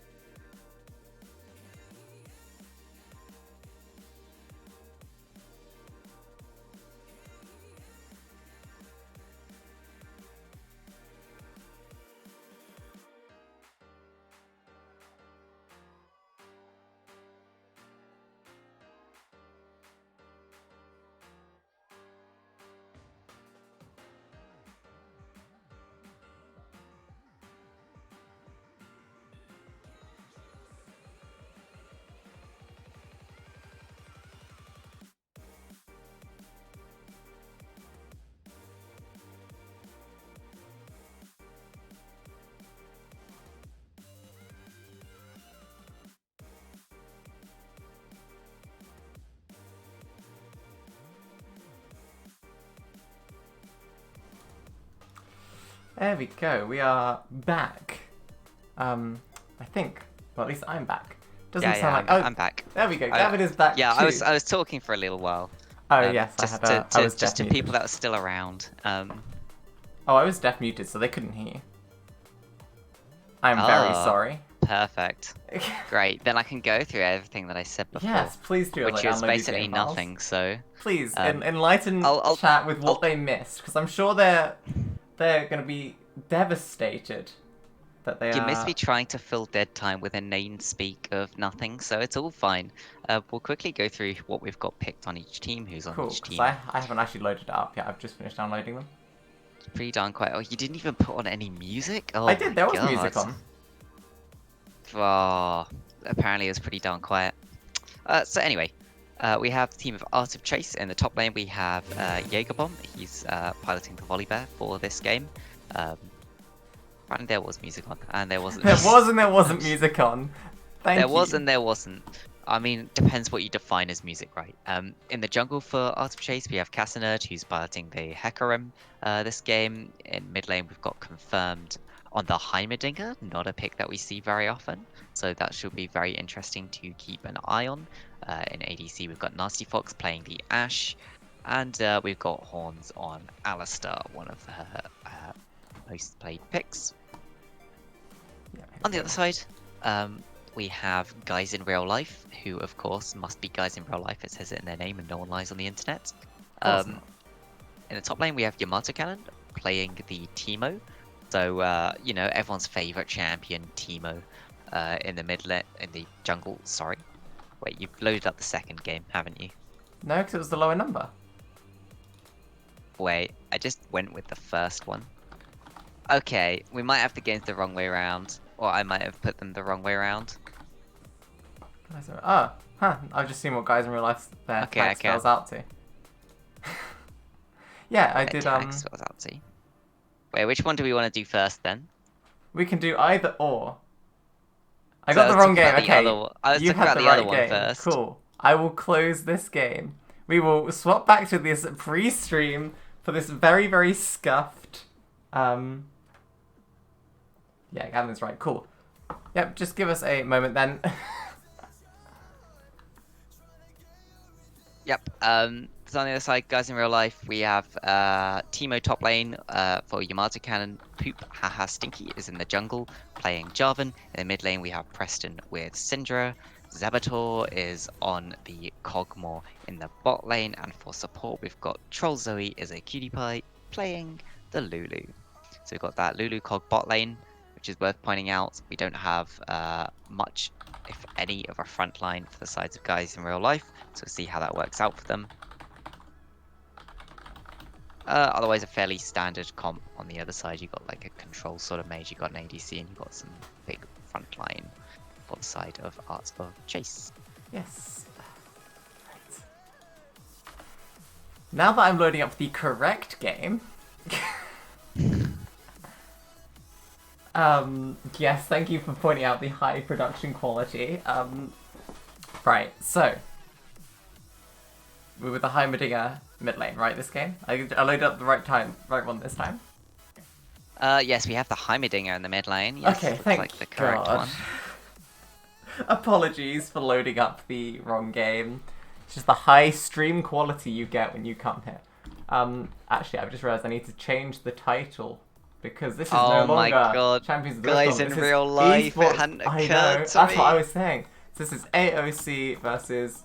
Actually, I'll type in their real name. Art of Chase versus Guys in Real Life. Maybe that's the whole joke that GIRL, like Guys in Real Life. I think so. I think so. Right. So do you wanna... I've got it on 0000. Wait, you've got them spawned in and I don't. Give me a second. Yeah, on 000. No, it's I've put it back to 0000. They haven't spawned them. Oh god damn it. Okay, give me a second. Okay. I'll order I the am screen. ready You whenever. You ready? Okay. I'll count us down in 3, 2, 1, go. Right. Welcome to a scuffed replay. Okay, wait. Let me go back. What have you done? Wait, you didn't start it, and then you start. Wait, did you actually start it? Yeah. Oh god. Okay, let's do it again. I paused it because I thought you like messed it up. Right, going back to 0 seconds. In 3, 2, 1, go. Okay, no mess ups this time. We're all good. Again, apologies in chat for this high casting quality. What do you mean? This is top quality content, right? This is what everyone loves to see us messing up. Yeah, sure. I'm sure they're here to watch us mess up. I think they're actually here to see us cast their games. But you know, if you are here to see us mess up, I'm glad you're enjoying yourselves. It's entertainment, exactly. Yeah, we also do have another AOC set actually of looking pretty invade games. here. They weren't spotted. See, in this mid bush, Jaeger isn't there. I'll point out we do have another set of games to do after this one. It has been sent to the email, Oh, okay. by the way. Do you see Jaeger is spotted? But they haven't seen the rest of them, so it looks like he's on his own. And there we go, Casa is going to come out from the bush. Troll Zoe actually getting caught by that volley. A nice stun count from Confirmed into the knockout from Horns, and that'll be first ball going over to Confirmed. And Troll Zoe doesn't waste any summoners there. Perfect. Yep. They ping that the Alistar flashes down, so they know how long they've got on that flash. They can potentially abuse that. Doesn't have the Hex Flash. So, actually, abusable. Yeah, do we normally see how Alistairs go Hex Flash? It depends on the Alistar, how much they like Hex Flash or not. I see. Personally, I don't like Hex Flash because I like having the out of combat move speed rune to help you with your roaming, and then you can also take something like one of the ward runes or a little bit of extra damage with cheap shot. But that's beside the point. Yes. Important things to know, Stinky started topside jungle on his red buff, so potential ability to gank bot lane after the buff clear. Casa going instead for the full bottom side clear, so obviously looking to farm up as opposed to getting out that early pressure ganks. So, yep, on a Hecarim I wouldn't really expect to see many early pressure ganks. You're pretty good at just farming up. As you see, some engagement in his top lane. Yamato getting a nice blind out to stop the stun from Jaeger. Actually, Jaeger only just above 200 health. It's not a great matchup for the volley bear, but actually, if you play it correctly, you should be able to get a decent amount of damage down. We didn't go over this in load screen because I was being a high production quality streamer. Of course. No teleports for the side of Guys in Real Life. We have the Ignite on Yamato Conan and the Ignite on Preston. Flip side that to AOC. There is a teleport on Jaegerbomb. Confirmed actually opting for the barrier instead. I don't blame him for that. Into a Syndra. There's a lot of burst there. So barrier just going to help him keep in that lane without dying. We do see actually Sticky in Cass's jungle did use that vision plant to sell that there was no vision, but AOC did spot that out and know that he's in the spot side jungle. A trade here of Scuttle Crabs. It's the classic Triforce setup by Confirmed, the Triforce of turrets. Speaking of Confirmed, Stinky going in for the Flying Drag, doesn't get the knock up, but does get a decent amount of damage out. Preston will land that extra Q just to go for that. But actually, Horn's getting the double knock up in the bottom lane. Trollzoe will get caught by that volley, but a nice polymorph does slow this down. And then Horns goes on flash to and the, heal pop by CotR. Trollzoe and Zavatore. And it's now Nasty Fox and Horns who are on the back end of this. They also engage in the mid lane. Poke, yeah, and the Flying Drag will land on Casa. He's away fine. Just safely get out. Just a bit of miscommunication over who the target was. The Ignite and Stun were used onto the Cogmore rather than the Lulu. But yeah, 3 summoners gone in the bot lane. But I suppose one of those was end of the engage. So in that last engage, it was 2 summoners for 2. Casa coming in for that engage top lane is going to be blinded, doesn't get that knockback onto Yamato, and he's perfectly safe. Another engage in this bot lane. Horn's going to back off. There's so many engages in these early sort of few minutes. Yes, with the Ashe Alistar, you have a lot of kill threat over something like a Cog Lulu early on. So it's good to see that they're trying to really abuse the extra bit of strength that they have. And you can see Confirmed was just pushing in the Syndra repeatedly, trying to stop her from being able to get off a good back. Yep, so she does lose a bit of wave there. Should we have a quick look at that mid-wave state? Yeah, it's been reset fine. Towers aren't aggroing. She ends up coming back on double Amp Tome. Meanwhile, Heimerdinger, double Amp Tome, and another Doran's Ring. Definitely in a slightly stronger position for the rest of this, or the next stretch of this laning phase. I think the double Dorans is good on the farm, because I was having a small internal debate about how I felt of the Doran's Ring pickup instead of the stacking ring, which name is eluding me. Yes, Castle on 300 Dark health. Seal. Dark Seal, but yeah. So you can just spotting out Castle on 300 health, the flag drag into that passive auto. That's a kill. Yep, just a bit of. I was expecting Casa to respect that and walk away straight away. I didn't stop what I was talking about a ring discussion, but Casa didn't care for Stinky just standing there. But yeah, as for the ring discussion, I like the D-ring over Dark Seal in this matchup specifically. Because the amount if you don't have the pots, it was more the amount of poke Syndra can put out. The extra health is more valuable than, I would say, the potion regeneration that you're going to get. It's worth noting, with the extra gold that D-ring provides you, or costed you, you could have got the full Lost Chapter. Or waited for about 10 seconds to get the full Lost Chapter. Yeah, interesting choice. I mean, I've ranted about this before, how much I love Lost Chapter and how gold efficient I think it is. So, interesting that he decided that. Maybe decided that actually wanting the extra health and knowing Preston couldn't afford the Lost Chapter as well. Does give a bit more lane pressure, and you're not so reliant on the extra levels to keep you topped up on the mana. Yes, I did another engagement Horns again. A double knock up onto Troll Zoe and Zavatori. Nasty Fox actually has the wave in front of him, so can't follow up as well with the volley. Actually losing out on that trade due to that wave being unable to help him out there. We've hit this weird point in the game where, like, so the first few minutes were just engage. And never mind, if Horn's going for that engage, it gets the knock up into the ignite onto Troll Zoe.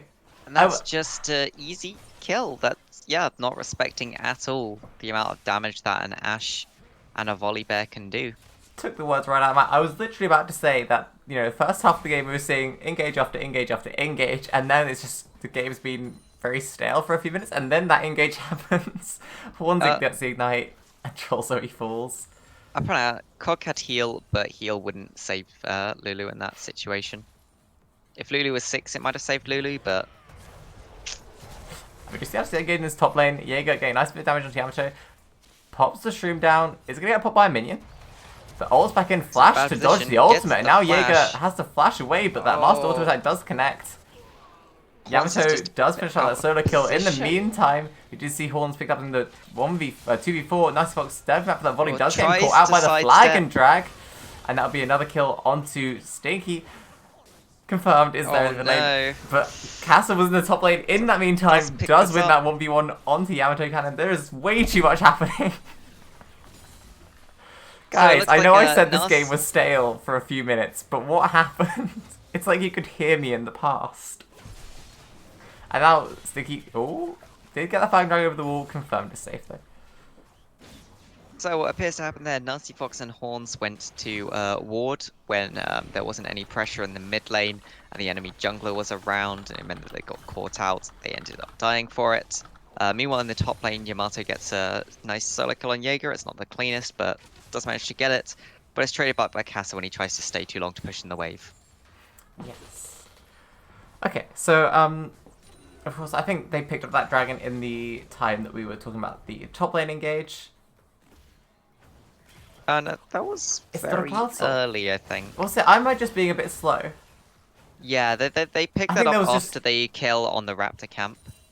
Where they killed Casa on his Raptor camp. I think there was just so much happening in that last few minutes that my brain started to scramble when the last few things happened. But yeah, it was a Cloud Drake, which means second Drake being a mountain, which means we're either on an Infernal or an Ocean Soul. How would you rate either of these Soulful teams? Great. Thank Yeah, you for that that's- input. You're very happy about it, either soul. Like, if you just get a soul here, perfect. With knowing Ocean's probably a little bit stronger on the side of AOC just because they have the slightly tankier front line, and it really does help these front lines to stay alive. Jaeger, I would like to see him here swap to a Red Trinket. Red Trinket is just insanely useful in Teemo lanes. Especially. And yeah, it does mean you don't have the wards, but... A small fairly little jungle skirmish here. Guess what you forgot to turn off? I forgot to turn off. We're gonna have 3 Ioriaa. I'm never gonna remember to, especially because I didn't do a casting stream yesterday. They were on for a reason there. Yeah. Okay, back to this let's League talk of back Legends to the Ioriaa. We do see it almost coming up from League Nasty of Fox, Ioriaa. catching it out onto Oh, Saboteur, nice but the Wild layering Growth of the does stuns. keep him alive, Flash flashing forwards. away. Troll Zoe now taking the brunt of this Forcing the damage from flash. Nasty Fox. I like that. Really pressuring them, getting the flashes out, as well as the heals. Casa is there with the Herald. Probably Jaeger's looking to running get that to in the another top lane. But yeah, Jaeger going for this engagement top lane, runs into the shroom, pops the ultimate onto the Yasuo, but the DOG with both the poison and the ignite is enough. Oh my god, guys. Yep. Ioriaa. There you go. My voice hurt on those three. I'm gonna turn those off. Right, this dragon is started by guys in real Meanwhile, life. You see Mid Horns lane and is Casa just are there. slowly dying. Confirm Yeah, coming if in you're from the Horns other here, you can side. literally just Actually, knock Trolls are now caught Stinky out. out of the Gonna pit. get rammed by Casa, but now confirmed turning on to Stinky. Nasty A nice on hourglass his will own keep next him to the alive. pit. The He needs to get barrier to his keeps him team. there. That's a 1-0. Guys in real life now have no smite. Casa is still alive. Yep, that's just a free Drake for AOC. Well played by them. It is going to reset though, so they're going to be slightly slowed down by this. But yeah, well played by AOC there, getting the pick onto Sticky and then turning that round into the dragon. Confirmed now 2-0, so he's looking in a quite a strong point in this game. Finishes that lock chapter and now is looking to go into the Hourglass Hourglass first item really. I don't mind that as Heimer, considering that when it comes to team fighting as Heimer, Realistically, you want to sorry. just stay alive as long as possible for your turrets to do their damage. Aye. So the fact when you're about to die, you can just stopwatch. That's an extra 2.5 seconds for your turrets to do their damage before you eventually die and the turrets will turn off. yeah, so usually when you come into these towers, you want to put them down as the fight's happening, so you can place those 3 towers exactly where you want them to, and people aren't going to take them out before it starts. Also, thank you for the $5 donation here for our Ioriaa.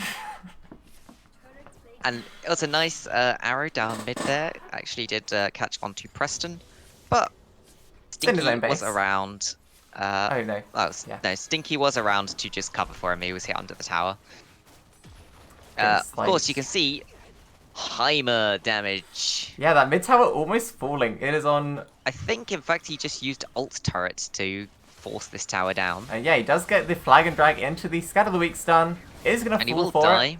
But the shutdown gold 450. He got 350 He got more plus from the that. tower gold. Whether it's So- really worth it, because you could just take it on the next run. Possibly. Actually, Stinky's not done getting the flag drag onto Casa. Casa's still So, looking to fight this. Actually, Yeah, Hecarim. the Conqueror won't be enough. Jaeger's there, but Jaeger's late. And now Stinky Hecarim is not looking for a this. strong Actually, a early stun champion. into the ultimate from Jaeger, Lots but of Preston's damage, there but with Preston's an ultimate. also there. Youch.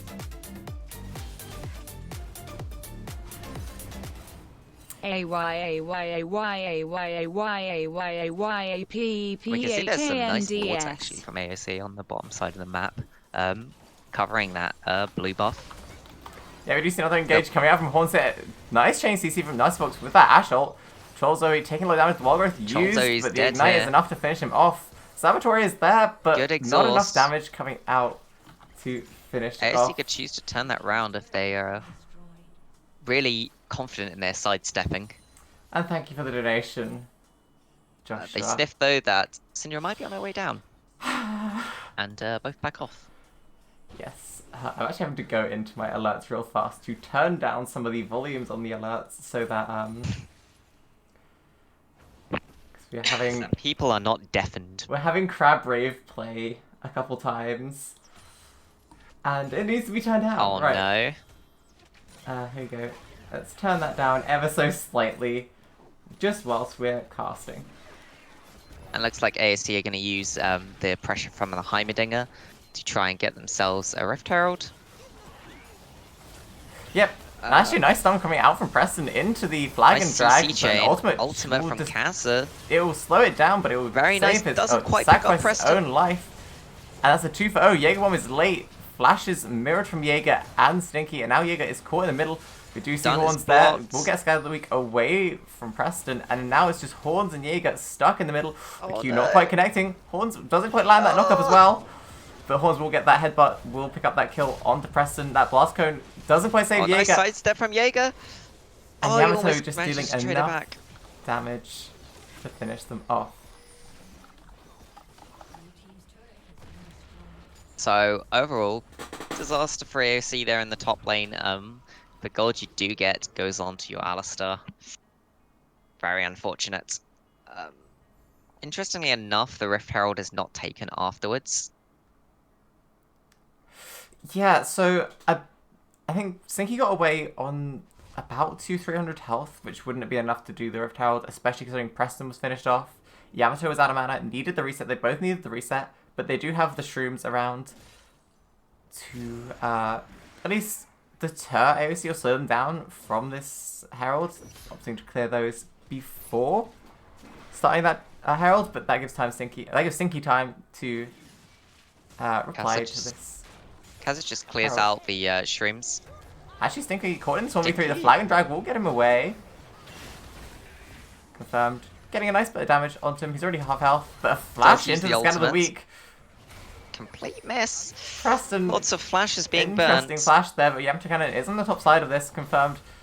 Looking away, the Inferno Rift actually helping confirmed The out here. bot lane of AOC But are walking up. The ultimate onto Casa will finish him off. Jaeger trying to go for this pressure onto half of Stinky, but Very quickly Horns with the coming knockup, through. getting flashed over the wall. Beautiful The Ash enchanted ult Caslaro. lands onto Preston, but Stinky turning around with that Cataclysm Manages to to trade it finish back. off an RC Fox, but he's ignited, but the knockup from Horns will finish him off.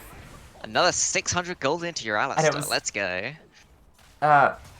2 for 2 overall.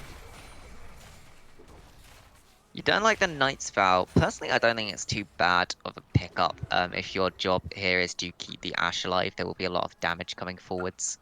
You could potentially just keep her alive through the Syndra ultimate or something to that effect. There's worse times. Locket does scale entirely with your health though, so the earlier on you get, the less value you actually get out of it. We could see a Locket pick up later, but this will be Dragon started by AOC. GuysInRealLife are there It's a to headbutt away from contest Horns. it, but that's Dragon finished off by AOC there, and they're looking to just back away. Actually doesn't know that they're done. Actually, Horns going for that headbutt to put Stinky away, but the Scan of the Week stun into the wall, into the polymorph Making sure Horns that will be their team sacrificing manages his to life get there. out of the... to keep everyone else alive. But actually, Yeah, looking she at just this, decides. AOC need the reset. There's a huge wave mid. GuysInRealLife almost have a free tower here. It's only Jaeger Yeah, to they defend this. should be able Yamato to Cannon, force this Saboteur, tower. and Preston are all there. Forecasters, and that'll be mid tower opened up by GuysInRealLife. And then the Herald's finally started. The one that has taken so many lives already this game. And it will be looking like it's going over to GuysInRealLife. Overall, AOC getting the Dragon, but GuysInRealLife picking up the Herald and this mid tower. Depending on how they use this Herald, this could be an overall win for GuysInRealLife. For that trade, that is. So the sad thing right now is Casta's sitting on... just needs to keep farming. He doesn't have any of his full completed items finished. He's not decided to finish his jungle item. He's tried to go straight towards that Triforce, but he's still Never not mind, the finished Enchantress Triforce. are actually landing onto Zabatori. Kassa's behind the tower, It's flash extra and heal, damage. but Kassa And just rams an him into the easy wall. pickup. And that'll help him finish off that Kassa's Triforce you're talking about. Trolls are little impressive actually there, but trouble all Horns scatter the weak away from his engage, which will leave Kassa to tank the tower. And finished off by Preston there. Quick back. Get your Triforce quicker. Yeah, Triforce is finished by Kassa in that time. So this is where the Hecarim really starts to become a champion. He's got that Triforce down. He just needs to, he needs to keep farming up. Realistically, he should be quite a way ahead of Jarvan on farm. Yeah, only would 10 expect CS and him 5 to. CS up even, but looking at gold, he's actually nearly 2,000 behind Stinky. Flag and drag into the Cataclysm, confirmed ulting the tower and hourglassing, doing a lot of damage, and that was actually turn this fight around onto Stinky. Boom. The rockets into the last Beautiful tower, ult in double from kill Jaeger. going over to confirmed. Great teamwork there, knowing that you can Zhonya's and it will buy enough time for Jaeger to get their ultimate, pick up the kill. And Teemo even sticks around to donate some more. Yeah, I mean, I talked about how I was about this hourglass coming out first and confirmed, but he's definitely making it worth it. But there we can see the power of it. If Jarvan does ult you, you can basically just wait out the Jarvan ult. In complete safety. Yep, it gives this team time to follow up. Yeah, just to let people know, this is a VOD we are watching of this game because all the ESDL games happen at the same time. Everyone plays on a Sunday. Everyone plays on a Sunday at 6, so we do need to do VODs to actually get So these more games happened done. whilst we were following SAS in the other tournament. Yep. And they did get a win. They went 1-1 in the end in their tournament, so you But know, unfortunately, it was respectable. the second you lose, you're out of the tournament for them. No losers bracket, and it's just best of ones. A respectable try. But yeah, back to this game. Surprisingly enough, actually, never mind. The Scout of the Week stun landing onto confirmed. No hourglass available in the 1v3.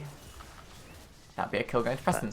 Yeah, as I was saying, before that kill, surprisingly the gold was even. That kill was what actually just threw 500 gold ahead for Guys in Real Life. And that helped me to break the tier 2 mid tower. It's only Kassa around to defend. Nasty Fox and Horns both on the top side, Jaeger on the bottom side. And not sure Scout of the why Week they're stunned both into the still flag there. and drag. They're picking out that kill onto Kassa. Yeah, and that means but Herald this will is- get a this is an second inhib charge tower. onto this inhib tower. Where is AOC's bot lane is still top. Jaeger has only just started recalling. That's inhib tower falling. And it's getting a third charge onto the inhibitor. Oh no, it's gonna get a 4th charge. Fourth charge potentially following this Herald. Will they stop it? No, that's a 4th charge onto the Nexus tower, almost finishing it off. Thankfully, it's on the AOC, one what is that's, happening? Thankfully, it's onto the one that the minions weren't hitting, so you don't lose the Nexus tower. I mean, upsides, you can now farm some super minions. That is 90 gold per minion. Downsides, no one on your team's really strong enough to farm the super minions and get to other lanes in time to help And out. with the dragon in elsewhere. 19 seconds, you've got to send someone to farm the super minions. And especially with that Nexus tower already so low, you have to send someone to farm the super minions. AOC, I'd be surprised if they can get away with this dragon and not lose possibly the Nexus tower for it. They have 2 dragons already. I'd expect them to just give this dragon up. Kassa could Never mind, attempt a teleport from steal. Jaeger Oh, bomb God. inside the pit, but a shroom plays down immediately. And they but see it. This dragon has They been finished by Yamcha don't Cannon. manage to steal And it. a nice cataclysm to hold both Kassa and Jaeger bomb inside. Stinky will Nasty get the flashes wild into the growth. pit. But it's turnaround horns being a huge wall, but it doesn't matter. What? As Kassa, Jaeger, and Nasty Fox all finished, there wasn't enough damage from confirmed. And that's a 4-for-1. Dragon as well going on What to am I Guys in watching? Real Life. Yamcha Cannon actually stepping forward in to confirm, but he takes huge amounts of damage. dead. That 2 towers finishing him. Sabotori's not finished, but I think he should be. Confirmed dodging those Just sidestepping all living of these. artilleries. 360 degrees of dodge ability. So, he needs to go mid lane though. I mean, yeah, someone needs to go mid lane. These super minions looking into this tower. Kassa is there to stop it. It just leaves Preston and Troll Zoe able to push down this tower. We'll get about half health. Looking for the reset now. AOC there attempt the steal, don't manage to get the steal, and then all jump into the pit after their jungler. I mean, you know what? All for one and one for all. Why not? Got to commit everything for that dragon. It would have put them at soul point if they got it. But it's worth noting they're not too far behind right now, and they do have that extra super minion coming every wave in the mid lane to farm up. That's 90 gold per wave. That's a lot of gold. That you can already see them starting to actually catch up here. Yeah, so there's only just under 3k below 3k gold difference between these two teams. And actually, AOC is not game over, especially with the gold income from these super minions. But with Baron being grouped around, actually Horn's going with his engage onto Yamato. We'll be actually getting away safe there.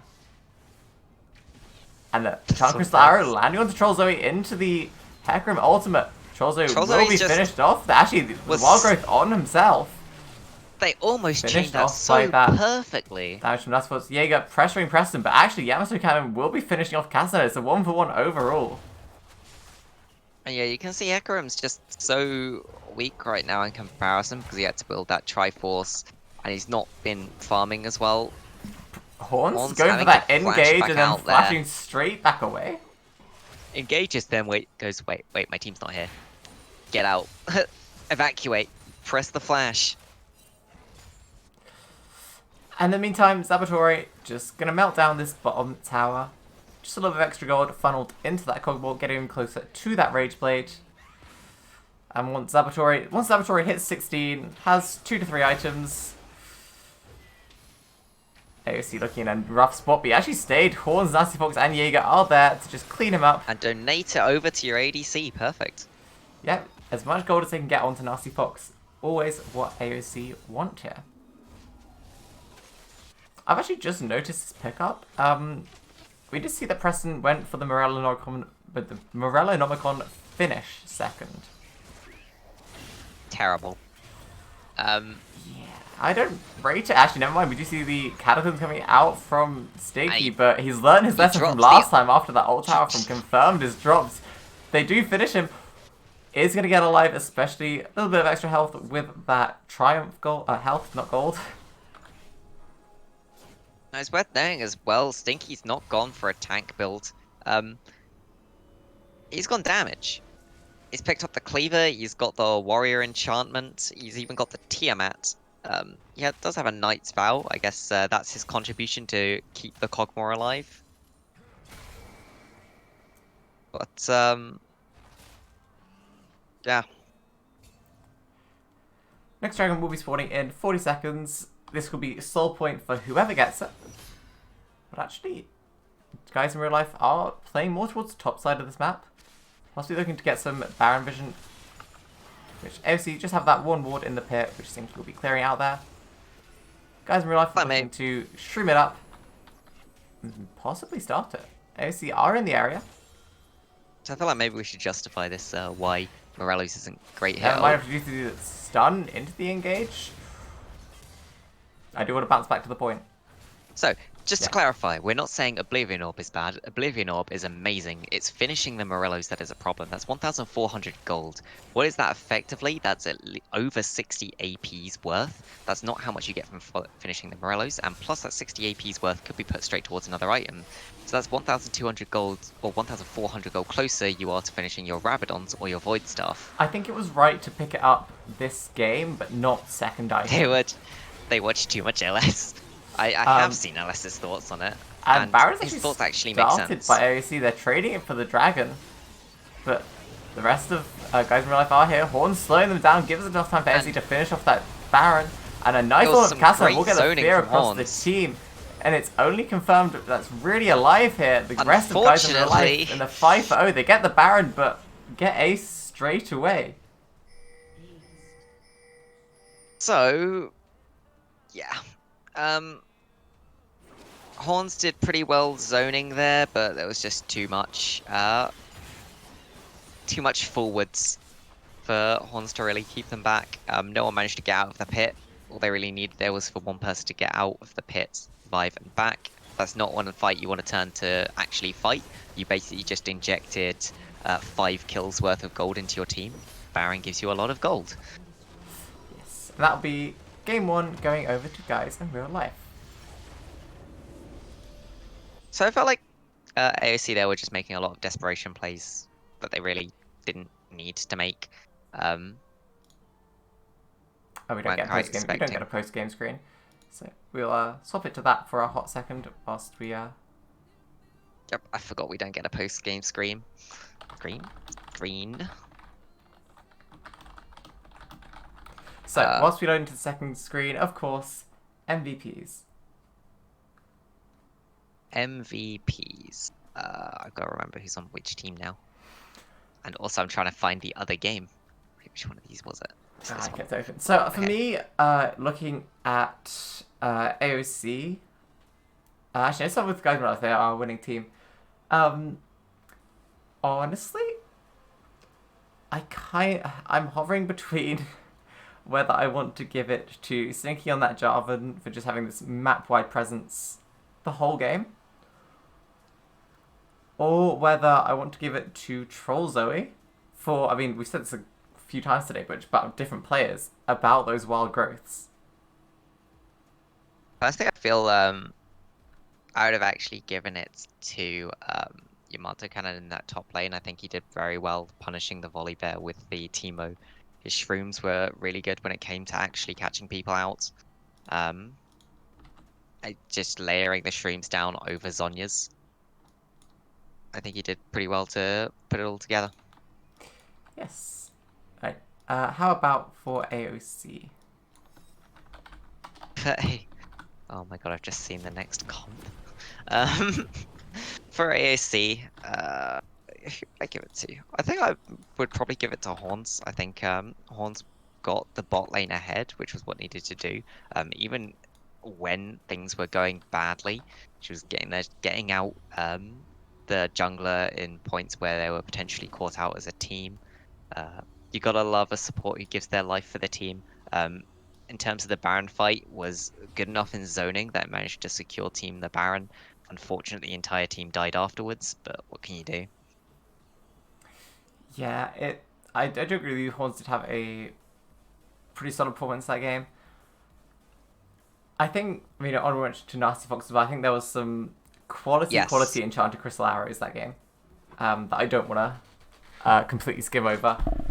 So yeah, I think bottom lane of AOC would be for my MVPs. So for context, here we go. The Graves pick was random because Jaeger didn't have the champion Nasty Monsters. Okay, so we have the AD carry Graves from AOC. Not intentional pick, as we have been informed by chat. Thanks for letting us know, guys. But as everyone knows, AD carry Graves is amazing. Gravy carry. It used to be a thing. What, in like season 3? Yeah, the days of Corki, Ezreal, and Graves bot lane. Yep. But yeah. Other things to notice. Point out. Oh, let's do the other way around. There you go. I'll point out a few other things. We've got double ADC bot lane with Ezreal, Senna, the side of Girl. They also have the Yone in the mid lane. They've got a Nidalee jungle. This time they do have a tanky option. Yamato's playing the Cho'Gath in the top lane. On the side of AOC, they've got a mess of a team comp. They have an Aurelion Soul top, an Udyr jungle. They've got Kayn mid, Graves ADC, and Morgana support. I'm excited to see how this goes. And it's more so because the Graves pick wasn't intentional. But yeah, are you ready? Yep. And apparently Nasmus has no idea how to play Graves. That just adds to how much I am ready and excited to see this go. Right, so before we start, one Ioriaa for Casa. And then I'll count us down. Ready? Ready? In 3, 2, 1, go. Okay. So ping's coming down onto the mid lane. I think you're from slightly ahead of me AOC. already. How am I slightly ahead of you? I'm only Right, on I'll 12 press- seconds, 13. For Nasty Fox. Okay, tell me when you hit Ah, 20. yeah. For Nasty Fox, 17, 18, 19, 20, 21. There I we can't go. remember what number you Okay. said. Yeah, again for Yeah, Nasty yeah. Fox. God damn it. How many did you retreat? How many of you, like, points did you saved? I'm meant to be casting your game. You know, I Yeah. can interrupt one of your Joshua. streams now because I got 9,000 Oh points. my I could just gosh. make you just Ioriaa for a whole Oh stream. my god. You've not thought this through.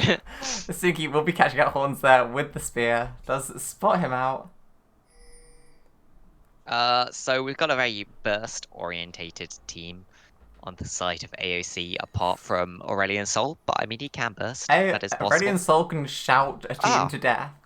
Looks like we have a lane swap. This time Jaeger's going mid with the Aurelion Sol. And we have confirmed going top lane with Kayn. Yeah, actually, I just spotted that. So, Kayn, I haven't seen a Kayn top in a very, very long time.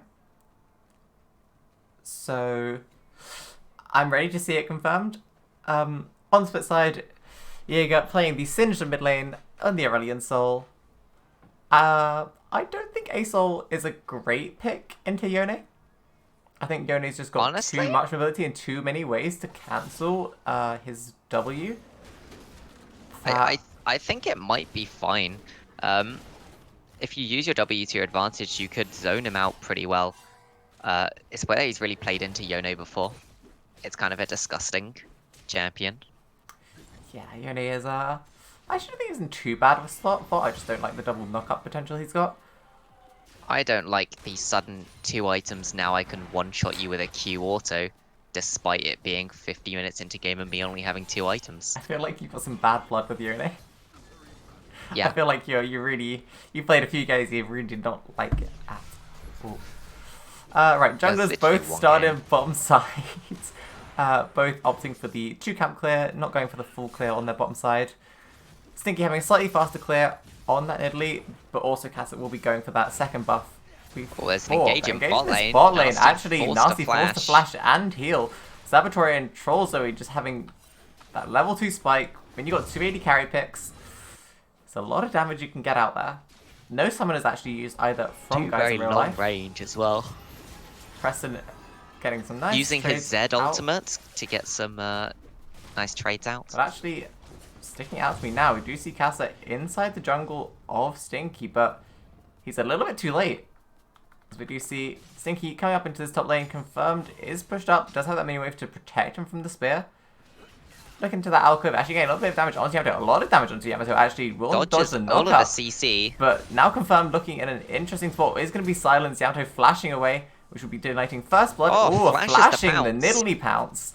But the auto Got with a red buff, dodge. second auto into the Doesn't spear, manage to do first it. blood will land onto Stinky, but Cass with the flash stun. Immediate trade back. Trade that first blood back, and now it's Casa into Casa Yamato. might Casa just with the run double Yamato buff down reset, here. but a nice knockup from Yamato Cannon. We'll leave that trade as 1-for-1. Here's the roam from Jaeger. Yep, the stun not quite going to connect. Jaeger now pretty low on Just- mana. Coming down to say hello to the enemy bot lane. Give Troll Zoe a stack and walk out. Now the problem with this So is Graves that is very low range. This is not a fun lane. Jaeger now as well. needs the reset, but the wave's been pushing Casa. It's going to catch it, see if Casa is going to hold that. Keeps that as a slow push for Jaeger. Looks like they're going for this Yeah, nice fight stun in landing the onto jungle. Stinky. Does dodge Good the spear. sidestep. Jaeger getting a little bit of mana back, but nice root coming from Troll Zone, landing onto Casa, and a lot of damage. The pounce will finish him off. Preston and Sink will be caught by the stun into the binding. Jaeger looking super low. No summoners available, so Saboteur will hop over that wall there and finish him off. It's just Horns left now. Yeah, well, Lots of damage coming Nasty out, but the just- spear will Nasty finish was him just off. farming. And it's just Nasty Fox left on that Graves. It's looking like it's going to get away. Or not go in, should I say. Yeah, I feel like he could have at least just been there to provide the slow from the Graves W. Or provide a little bit of extra damage, try and zone them off to keep Horns alive on our way out of that fight. Yep, there was definitely some potential Nasty Fox could have done, but again, we do have to consider it was not the champion Nasty Fox wanted to play, so there is a little bit of new champion there. But actually, Done. CotR taking a lot of damage there. But in the 1v3, But trading it Stinky does have to straight back. turn around. Flashes, but actually will get that Does just manage to get the kill. Triumph gold. It's gold. The Triumph health is enough. And- Mickey making that set. But now Horns taking a lot of damage on the double AD carry bot lane, but will be getting away Getting safe thanks to a nice roam over from Jaeger. It looks like they might try for the dragon here. Yep, No. CotR is still around, does have Smite available. They're just warding it up.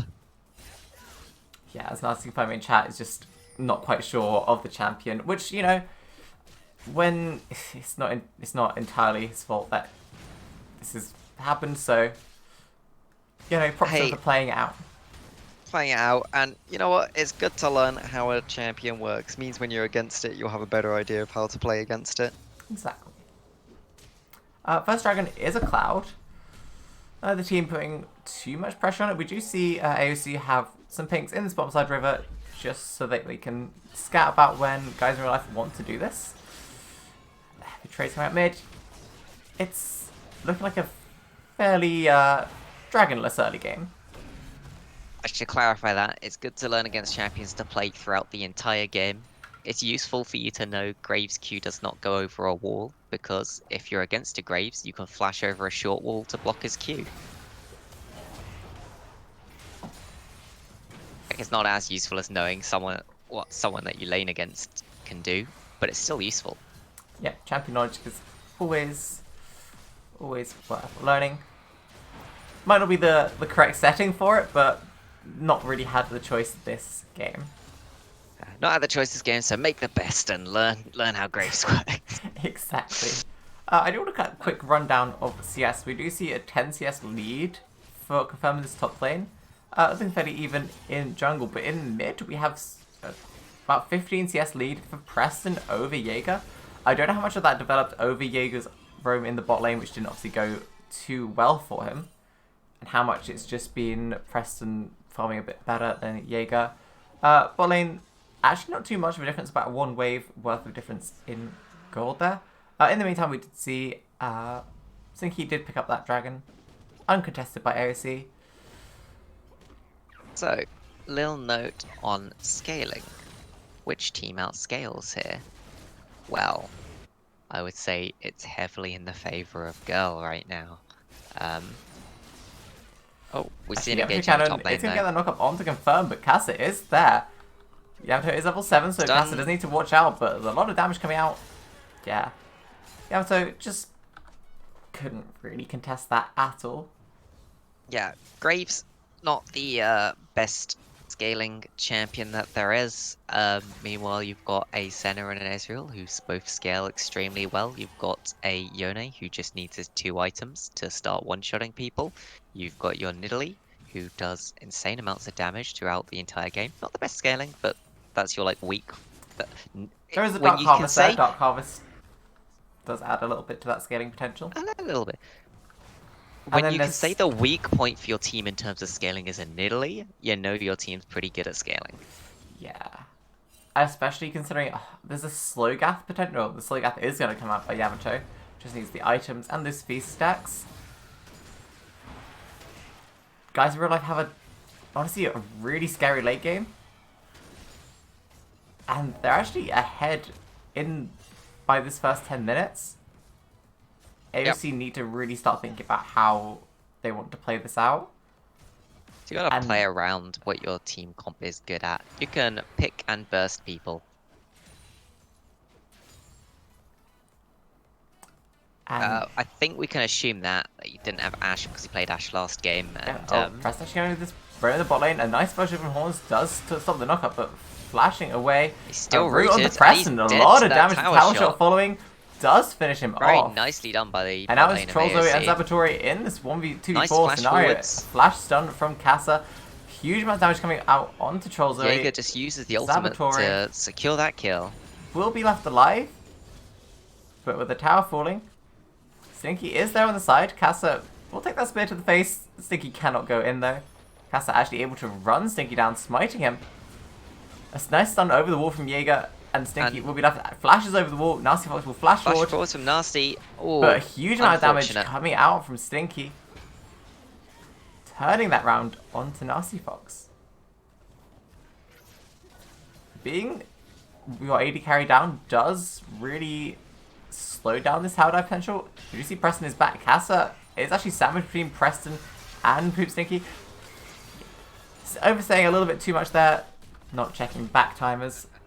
And in that top lane, the ultimate from Trollzo will keep Yamato alive there, deter Confirmed from going too much further. Actually, the Feast is available. Confirmed is near Feast range. Definitely something he needs to look out for.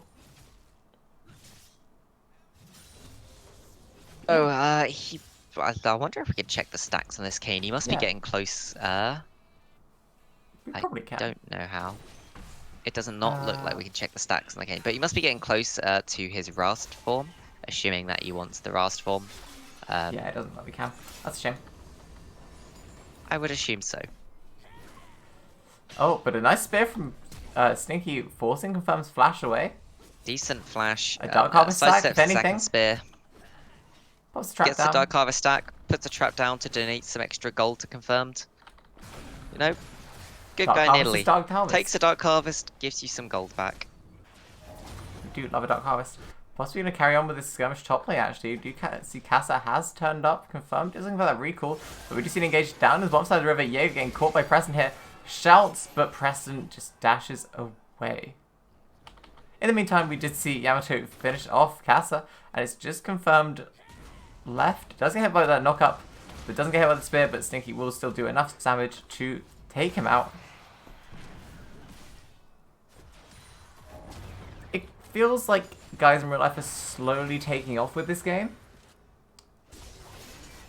And AOC really needs to start thinking about how they want to slow this down. Nice stun from Jaeger, but he's actually only on about 200 health. Preston will be there with the knockup. Pick this up, yeah. Not sure what Jaeger approached there. But they will be putting some more gold into Preston on that Yone. An easy way, Morgana's spot lane of good into center. AOC are both looking pretty low. Neither ultimate from Zabatori or Trollzoe is available, so they are safe to step back.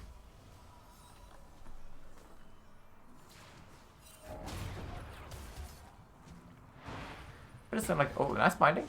Casa firing that skull crab. No, we're going to turn his mind actually. But the root from Trollzoe will actually land both horns. They trade the kill onto horns, but actually Zabatori getting a late flash. And it was a 2-for-1 overall. Well played by Guys in Real Life. Very interesting is apparently, of course, let's point out, I believe this was a scrim. I don't think these two teams are in the same bracket, so I think yes, this was a scrim. Yeah, it was a scrim, and after the draft issue happened, AOC apparently asked if they could restart the draft, and Girl said no. So pretty bad form from there, really, in a scrim to try and make the enemy team play out something that's like, how useful can this game be to you if the enemy team's obviously going to be at a huge disadvantage because of a league bug? I mean, like, they restart actual league games for bugs. It's it's unfortunate for AOC. As Real Life said no there. In the meantime, we did see Stinky just get a nice pick onto horns there. It's just so much damage coming out from Stinky. Can we actually check how many Dark Harvest stacks he's got right now? I don't actually, know. engaging the lane. An ultimate coming out from Preston. Huge damage onto Jaeger Bomb there. It's 11. 11 Dark Harvest stacks in 14 minutes? That's pretty good. Terrible.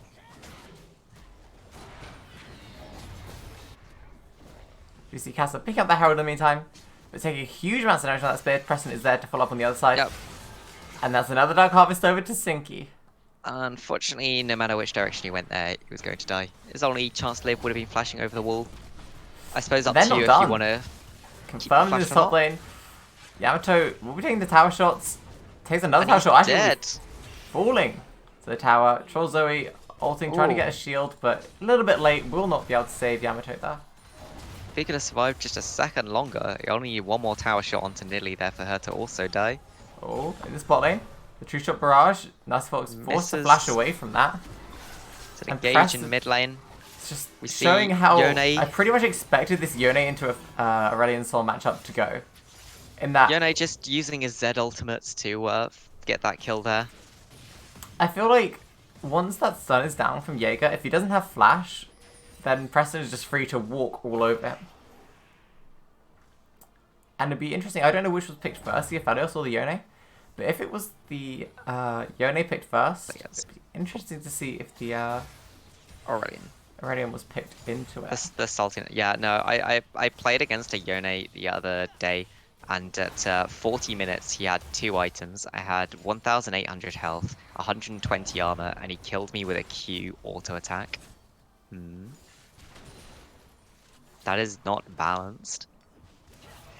I really haven't had the issues with Yone you have, but okay. That's the only issue I've had. Like, I don't mind his laning at all. I don't mind anything about it. Just the 2 item power spike is disgusting. How much damage you do. I see Casa coming for this bot lane, getting a nice flash stun onto Zabatori, but the flash into the Sharking Shift away is not enough as Diego just does a nice bit of damage over time over onto Zabatori. Troll Zoe is alone here, but Preston will be there behind to finish him, to help him out. Casa caught out by just the Yone knock-up combo. Meanwhile, we do see confirmed Yamato having a small skirmish and something confirmed flashing forwards into the silence, but it's enough with his ultimate. Will be finishing off Yamato there. There's a 7k gold difference in the 16-minute mark. Can AOC do a whole lot here?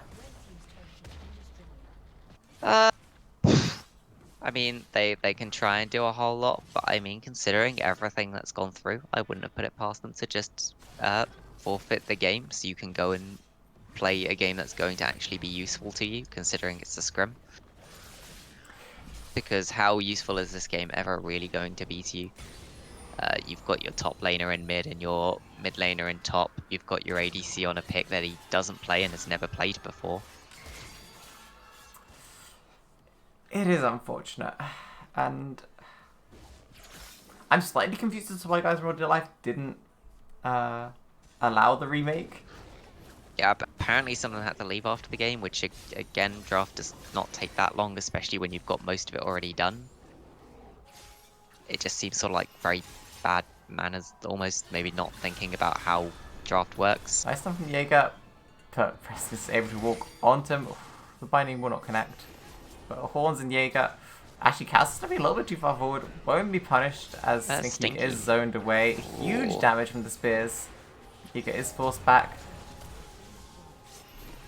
Preston landing that knock up onto Horns, spell shot coming out, the ultimate coming out from Troll Zoe, but Preston just having no one able to stop him with all his dashes and knockups. And the Black Shield, of course, being magic damage. It feels like it's game over for AOC. I mean, in the meantime, we did see Nasty Fox in bot lane with the Herald. I mean, I'll give it to them. They played it out with the Graves. They didn't get perfect gamed. They managed to get a tower. They managed to get some kills. It was actually looking competitive for quite a while in the early game. But as GuysInRealLife hits Soul Point on an Ocean Soul, it feels like it's game over. Confirmed just trying to do something here, but actually the rest of AOC are here. Preston a little bit too far forward. A nice ultimate from Horns to keep him still. The dash forward, but Preston's not quite finished. Will be taken down there. 900 gold bounty. Horns will be taken down with him. They have to chase down Zabator here. A nice ultimate from Confirmed will keep himself up. And a double kill going on Confirmed. Knock-up. Only Troll Zoe to get away with his life there. That was a lot of shutdown gold that actually just got onto Preston. Did you catch who that went on to? I think it went on to Confirmed. Yeah, on to Confirmed. So if we have a quick look at gold overall now, actually Confirmed is ahead on gold in the top side. Jungle is... There's almost double the gold between Stinky and Casa. Mid lane again, there's about 3.5k gold difference with Preston being up. Bot lane's a lot closer. Actually, Nasty Fox having a 500 gold lead onto Zabatori. And support's looking actually about a 1k gold advantage onto Troll Zoe. So it's actually a lot of the gold difference is pretty much just on between this mid and top, mid and jungle even. So I think OC could win this. Actually, Casa gonna get caught pressing. Does get a nice stun on him to slide on the combo. The ultimate from Preston will knock him up into the double knockup. And Casa is finished. Meanwhile, we do see just below, confirmed in this 1v3 now. Preston also finishing off Horns there on the side. Ooh. But a huge spear from Sinky will be finishing off Casa. And also Preston on the side will be solo killing Horns on that Morgana. With no art, well, actually does have the Hourglass, so a little bit of armor to spare, but with the Eye Edge and Static Shiv, puts him at, I think, 100% crit by then. Actually, it's done on the Nexus Tower, but the knock-up onto Jaeger shouts him away, but huge amounts of spear damage coming out onto Nasty Fox. Just got to step out of his that base. And I assume this is the Nexus end. Tower's falling, and it's looking like it's going to be game 4. Guys in real life, Cass actually putting up a good fight here, but will get blown up by the power of Preston and Stinky. AOC are alive to defend this. It's looking like guys in real life are looking for the reset here on the open Nexus. Finding will stop Preston's recall, but now Horns stepping a little bit too forward. Does get the 3-man ulti, will be feasted by Yamato. Doesn't get any of the Confirmed roots. Nasty stepping forward, but confirmed Nasty picks falling. up one, but Nasty finished by that spear, and now as AOC are aced, open Nexus. This will be game 2 to guys in real life. Casa is alive. Miracle play by Casa. Are they seriously not just gonna end the game here? Yeah. At least though it was hitting the Nexus. That'll be game 2 to guys in real life. Yep. Well, what could either team really learn from that game? I don't think much. I suppose possibly the bot lane from Girl learnt that Morgana's a very good pick into Senna. That tells you something. Maybe learnt a bit about how Udyr plays. AOC at least got to see got to learn a bit about Graves. Overall, that basically worth not much. First game, great. They probably learnt from that. Second game, can't see it being worth much. It's unfortunate game for AOC, to say the least. To say the least, indeed. How are we feeling for? Are we gonna do the other SVOD game possibly I'm another down. day? Oh, I don't mind when if you're feeling. I haven't eaten today. Yeah, if you want to do it another day, we can push it to tomorrow. Yeah, I think we can. We'll do that one tomorrow. Actually, Okay. I felt like we're bouncing back a little bit. MVPs. MVPs. I want to give MVP to Nasty Fox. MVP, Yeah, dude, you know played what? that out. He played it out with the Graves. It was a good sport, and I hope he at least learned something that's going to be useful about Graves. Yes. Yeah, I don't think there's a whole lot we can really say. We got some calls for next game. I'll tell you what, we'll have a quick break, I'll have a snack. I was going to say, do we want to take like a half-hour break and come back or something? Nah, I think we can do like a 5-minute break. I'll just 5-minute break, okay. eat something real fast. And then, yeah. So who are our scrims versus? I can edit my thing now. What the next one? Yes. Let me just find it again. Madly Mediocre versus Hit or Miss will be the next one. This is hit or miss. Nice. Right. We will. Oh. Let me just. What was that program called? There we go. We're gonna set the timer again. Whether I can get it right this time or not is something else. Here we go. So, we'll set it for 56. That's 5 minutes. So we will see you guys in 5 minutes.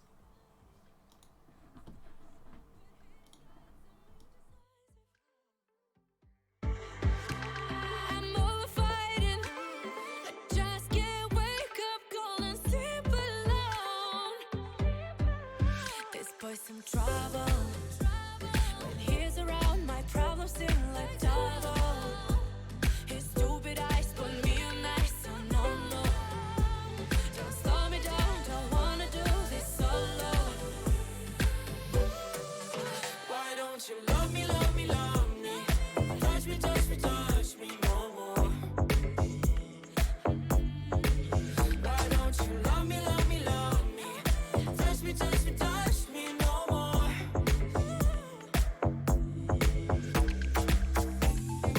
Love me, love me, love me. Touch me, touch me, touch me. Love me, love me, love me. Touch me, touch me, touch me. I can't help myself, you're a drug to me.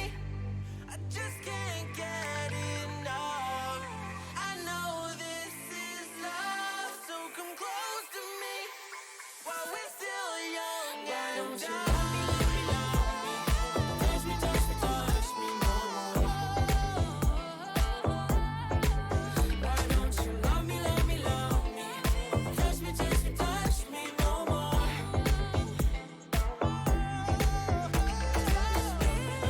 Love me, love me, love me. Touch me, touch me, touch me, touch me, touch me, touch me, touch me.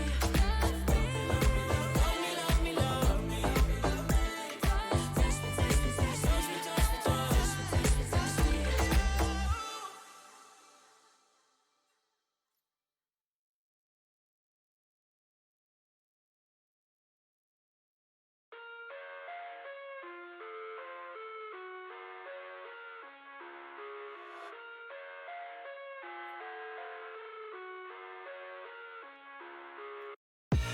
I live inside my own world of make-believe. Kids screaming in their cradles, profanities. I see the world through ice covered in ink and bleach. Cross out the ones who heard my cries and watched me weep.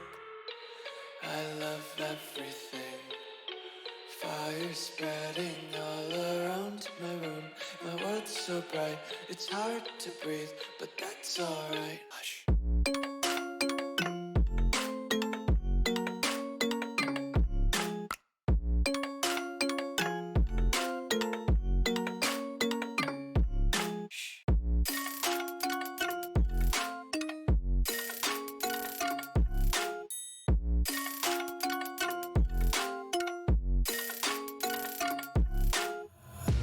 Take my eyes open to force reality. Why can't you just let me eat my weight in glee? I live inside my own world of make-believe. Kids screaming in their cradles, profanities. Some days I feel skinnier than all the other days. Sometimes I can't tell if my body belongs to me. I love everything. Fire spreading all around my room. My world's so bright, it's hard to breathe, but that's alright. Hush.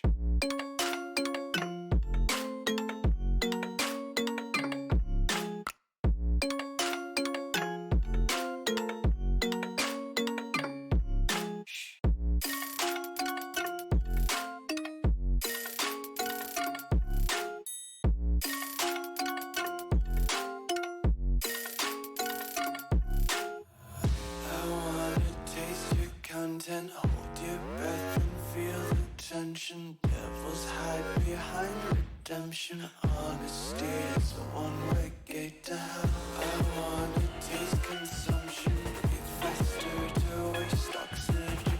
Hear the children sing aloud. It's music till the wick burns out. Hey, okay. Ah, we're back. Wait, which We're back. number do I need first? So it will be the one ending in 7-7. Cool.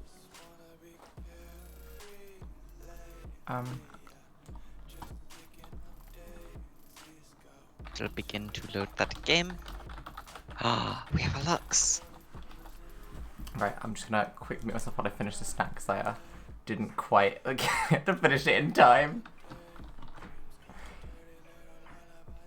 See, didn't give yourself enough time.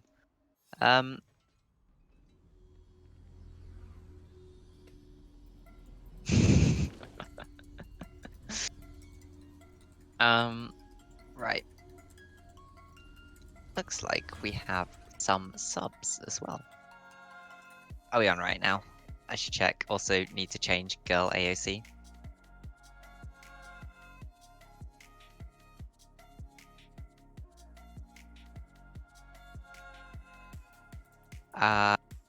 Yeah.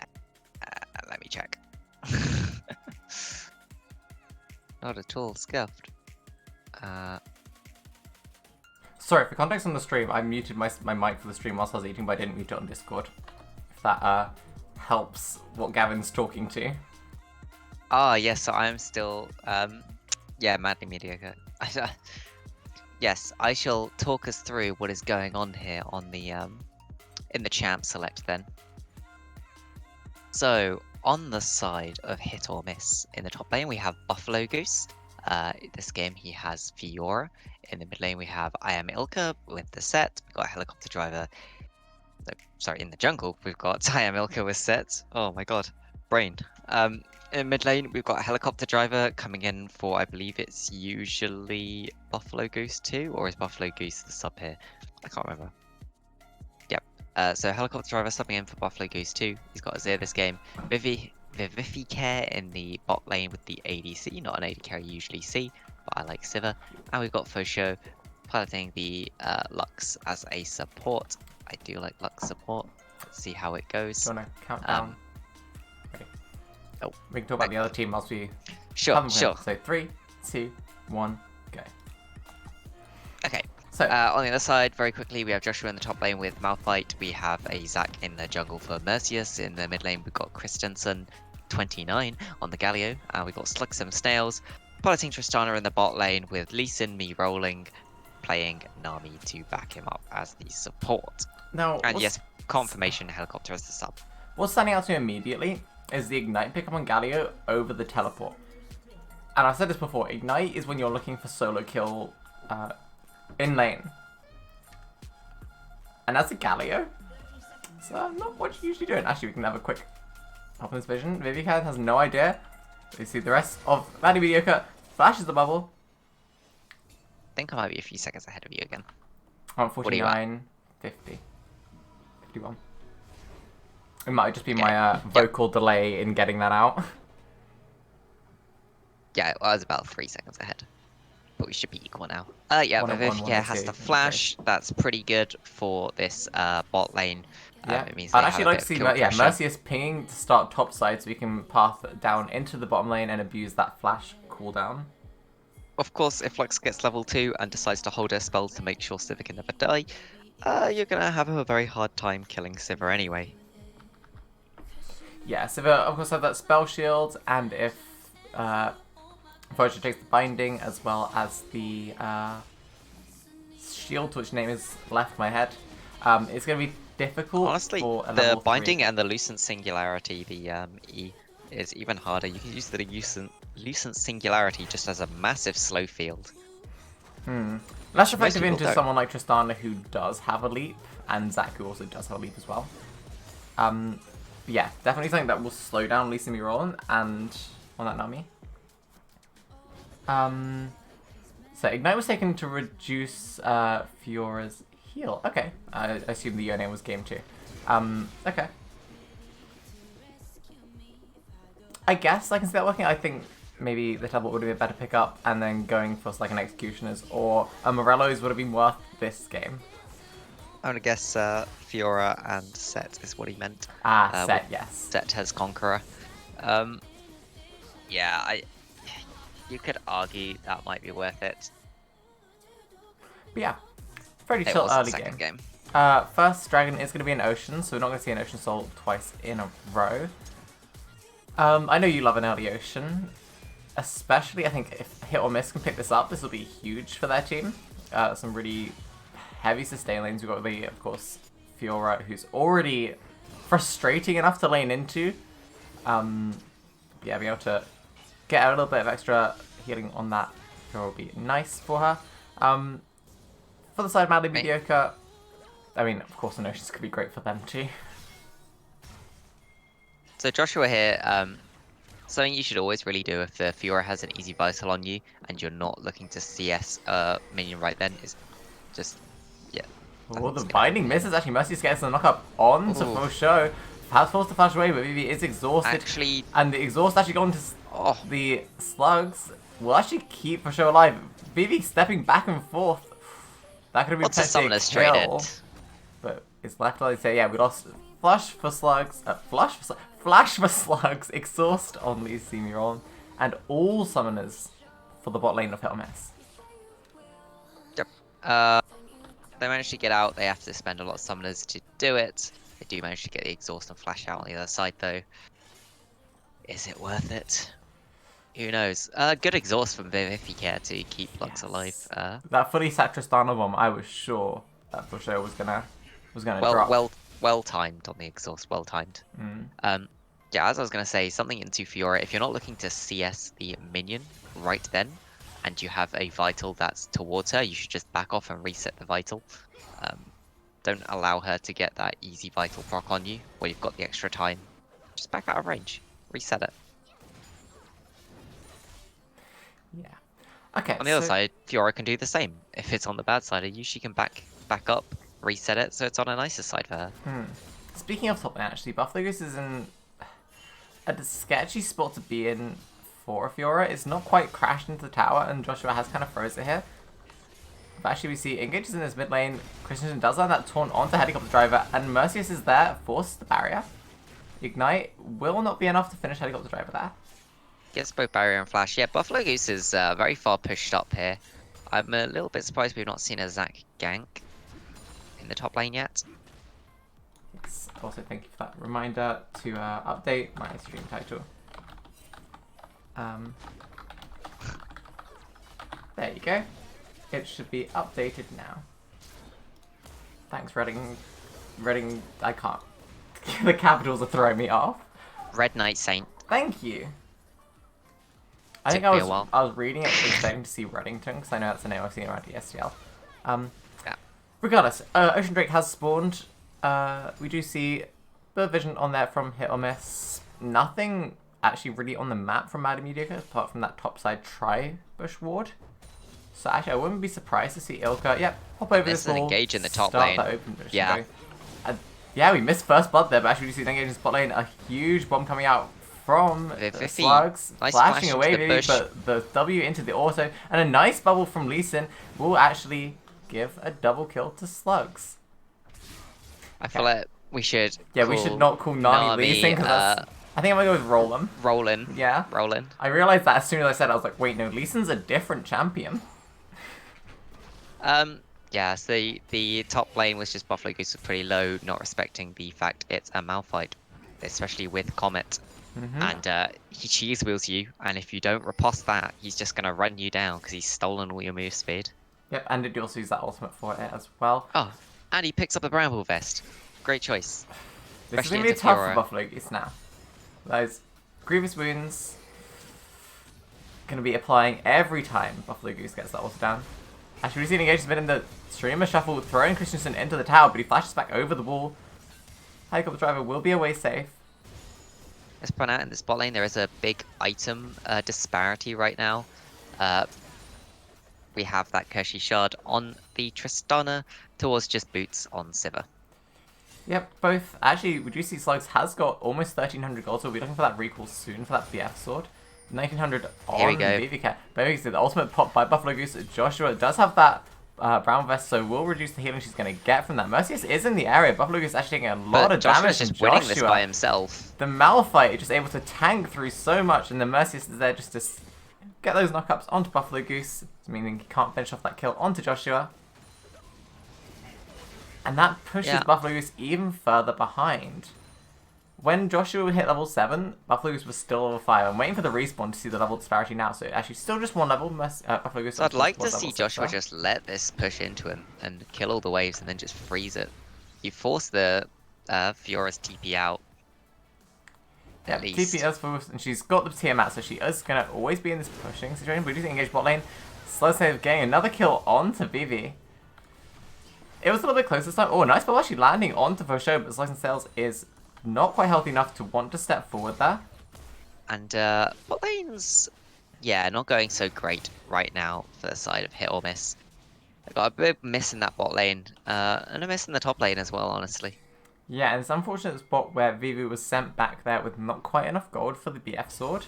So he goes for the pickaxe, and then when we see the slugs get this reset, we're going to see the real item difference. See a tower shot get taken by Buffalo Goose there. But Joshua not going to abuse that just brain lag? yet. You see Mercius is just looking for the gank again. Force the Unstoppable riposte, Force and then is Joshua available. finishes it. But a nice knock-up, Oh, and but- Mercius didn't even get the assist. Joshua with a huge amount of burst damage there from that Malphite. Gonna shot this wave in, get that reset, still has teleport available. Buffalo Goose does not. But you don't need to teleport back here. You could save that teleport, use it elsewhere on the map. 100%.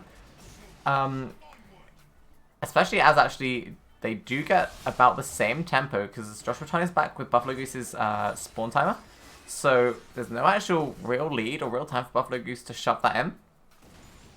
It's actually a Wave well-timed state is reset from Joshua. horrible right now for hit or miss. You can see just using the ricochet, I think it's ricochet, there, and boomerang blade to force that wave into the turret. And the bot lane, I've panned the camera to top because I thought that's what we were talking about. But yeah, looking for that reset. It is Ricochet, so it's W.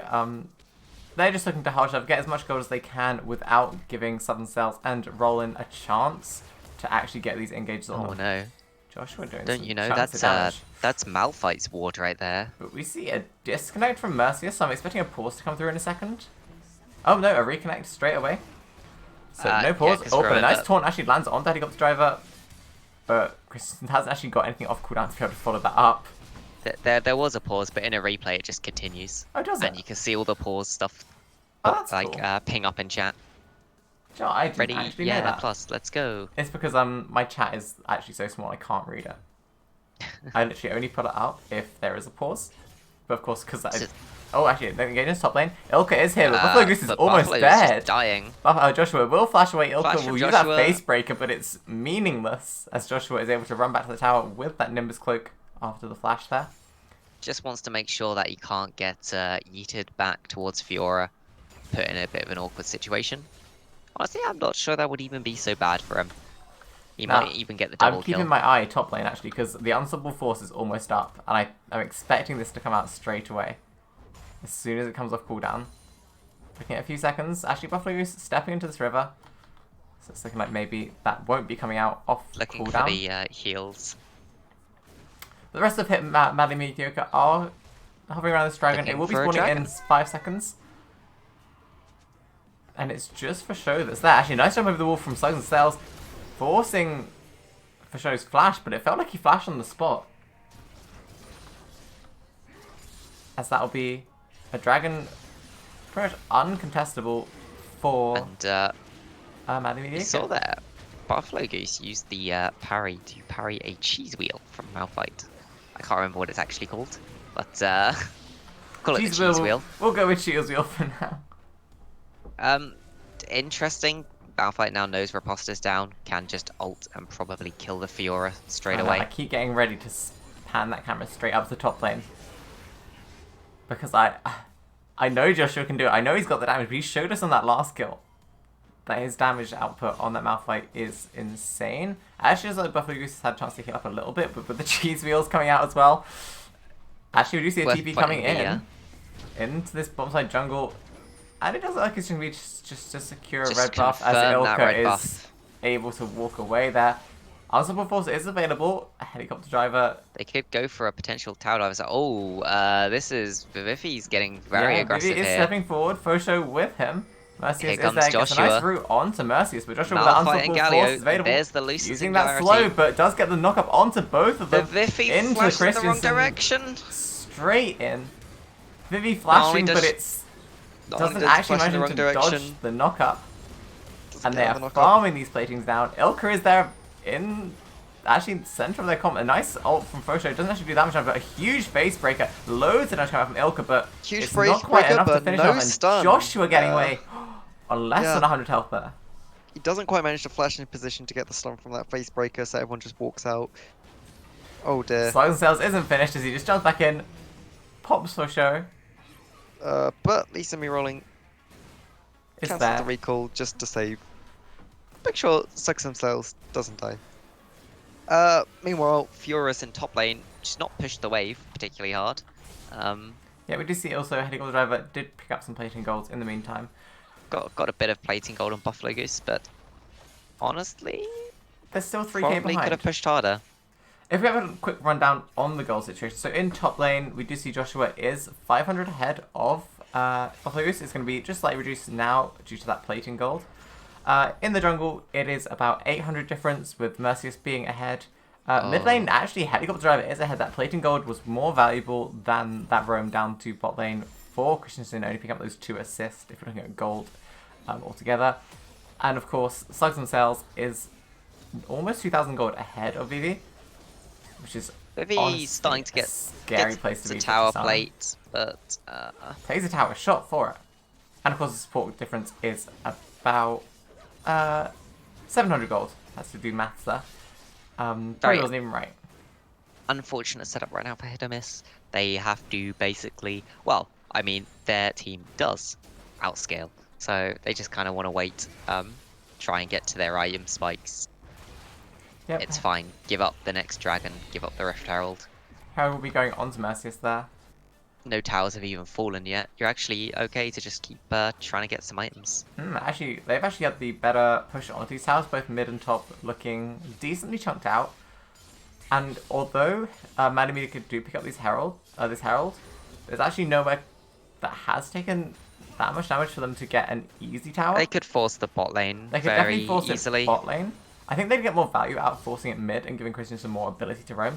And speaking of, Mercius is there in the mid lane.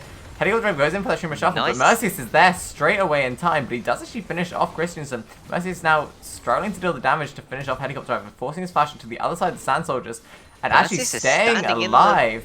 Sand soldiers. Ooh. But does finish off Helicopter Driver just about. A good fight put up by Helicopter Driver there.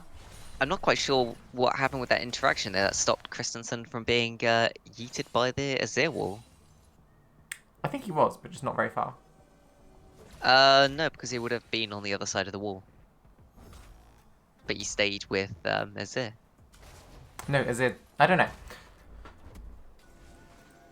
Interesting interaction. I can't remember it too well. I feel like when I'm looking at fights, my brain just says what happens, but doesn't actually take time to process what happens. Actually, a nice parry from Buffalo Goose there. Yeah, you will kind of waste the parry, but you get a vital for it, and you stop the cheese wheel damage, which is probably maxed Forcing the first, Sivir so it does a actually lot of ultimate damage. off of just poke from Slugs and Sails. Yep, you are very far down in bot wave right now. You're just trying to clear the waves without dying. Yeah, and the full item That might completed. be too Slugs and far. Sails flashing forward, getting those a nice exhaust. Will keep Oh. Vivi alive. Just. Mercius is actually in Very this bottom lane exhausted, keep alive. available. We'll probably drop the Has herald the here herald? and just get confirm first tower. No? Actually, it looks like they're passing towards Dragon instead. I'm surprised. It'd be a great time, especially if you're doing dragon, to just drop the herald and let it take the tower for you. You do see in the meantime there's a 2v1 on the top lane. Ioriaa is there, starting to path away. Joshua does have that unstoppable force available, so Buffalo Goose is in a spot where he needs to respect that at least. Hold the riposte.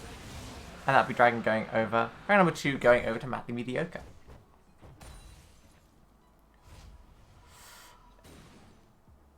Do you know what? Considering it's 10 kill difference, I'm surprised that it's only 3k. 3.5k. Could be a lot worse. It feels like it would have been a lot more.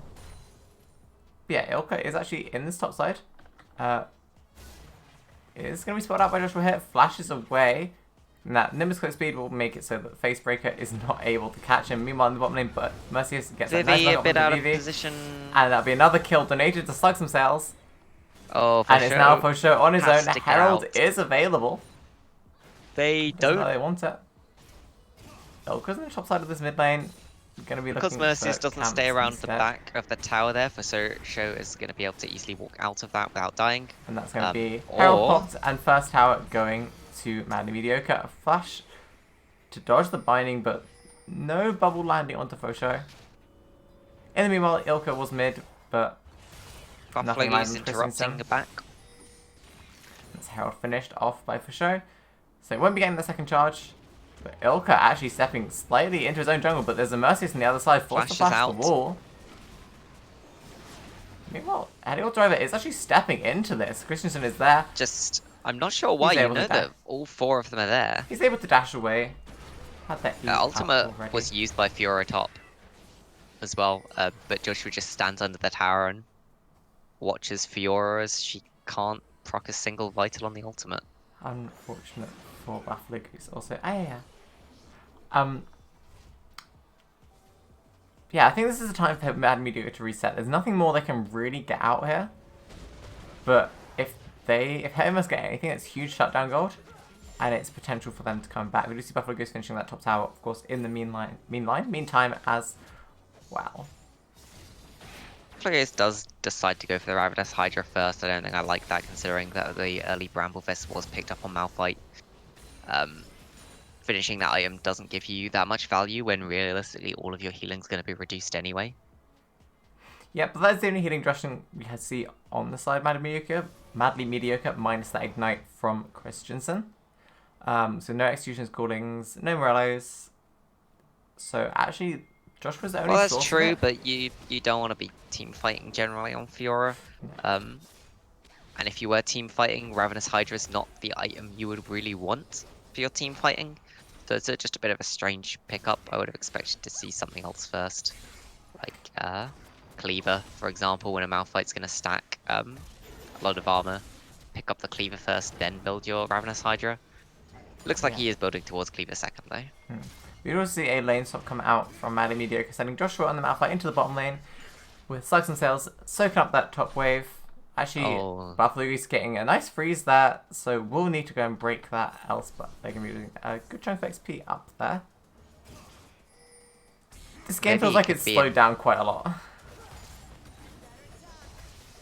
So this is really sad for Fiora. She can't really get anything done into the Nami Tristana. Yeah, no, approaching You can would see be here, her life. just Anytime she approaches slowly- those minions, yeah, lots of damage coming out from both the Roland and Slugs themselves. And it was tough for Buffalo Goose before, it's going to get even tougher now. Do you actually see you'd want to trade them back. possible engagements mid lane? Mercy's deciding, actually, spot out Ilka there. The streamer shuffle not connecting onto Christensen. And he's free to get away there. Meanwhile, on this top side, Buffalo Goose taking a lot of damage. Mercy's hops over the wall. Doesn't quite predict exactly where he's going to be. And walks out. Yeah. Didn't have vision there, so it had to guess whereabouts he thought Buffalo Ghost would be. So it was a little bit off. So here, Madly Mediocre are basically just using the power that Justana and Nami currently have to force down the rest of the outer towers that haven't fallen yet.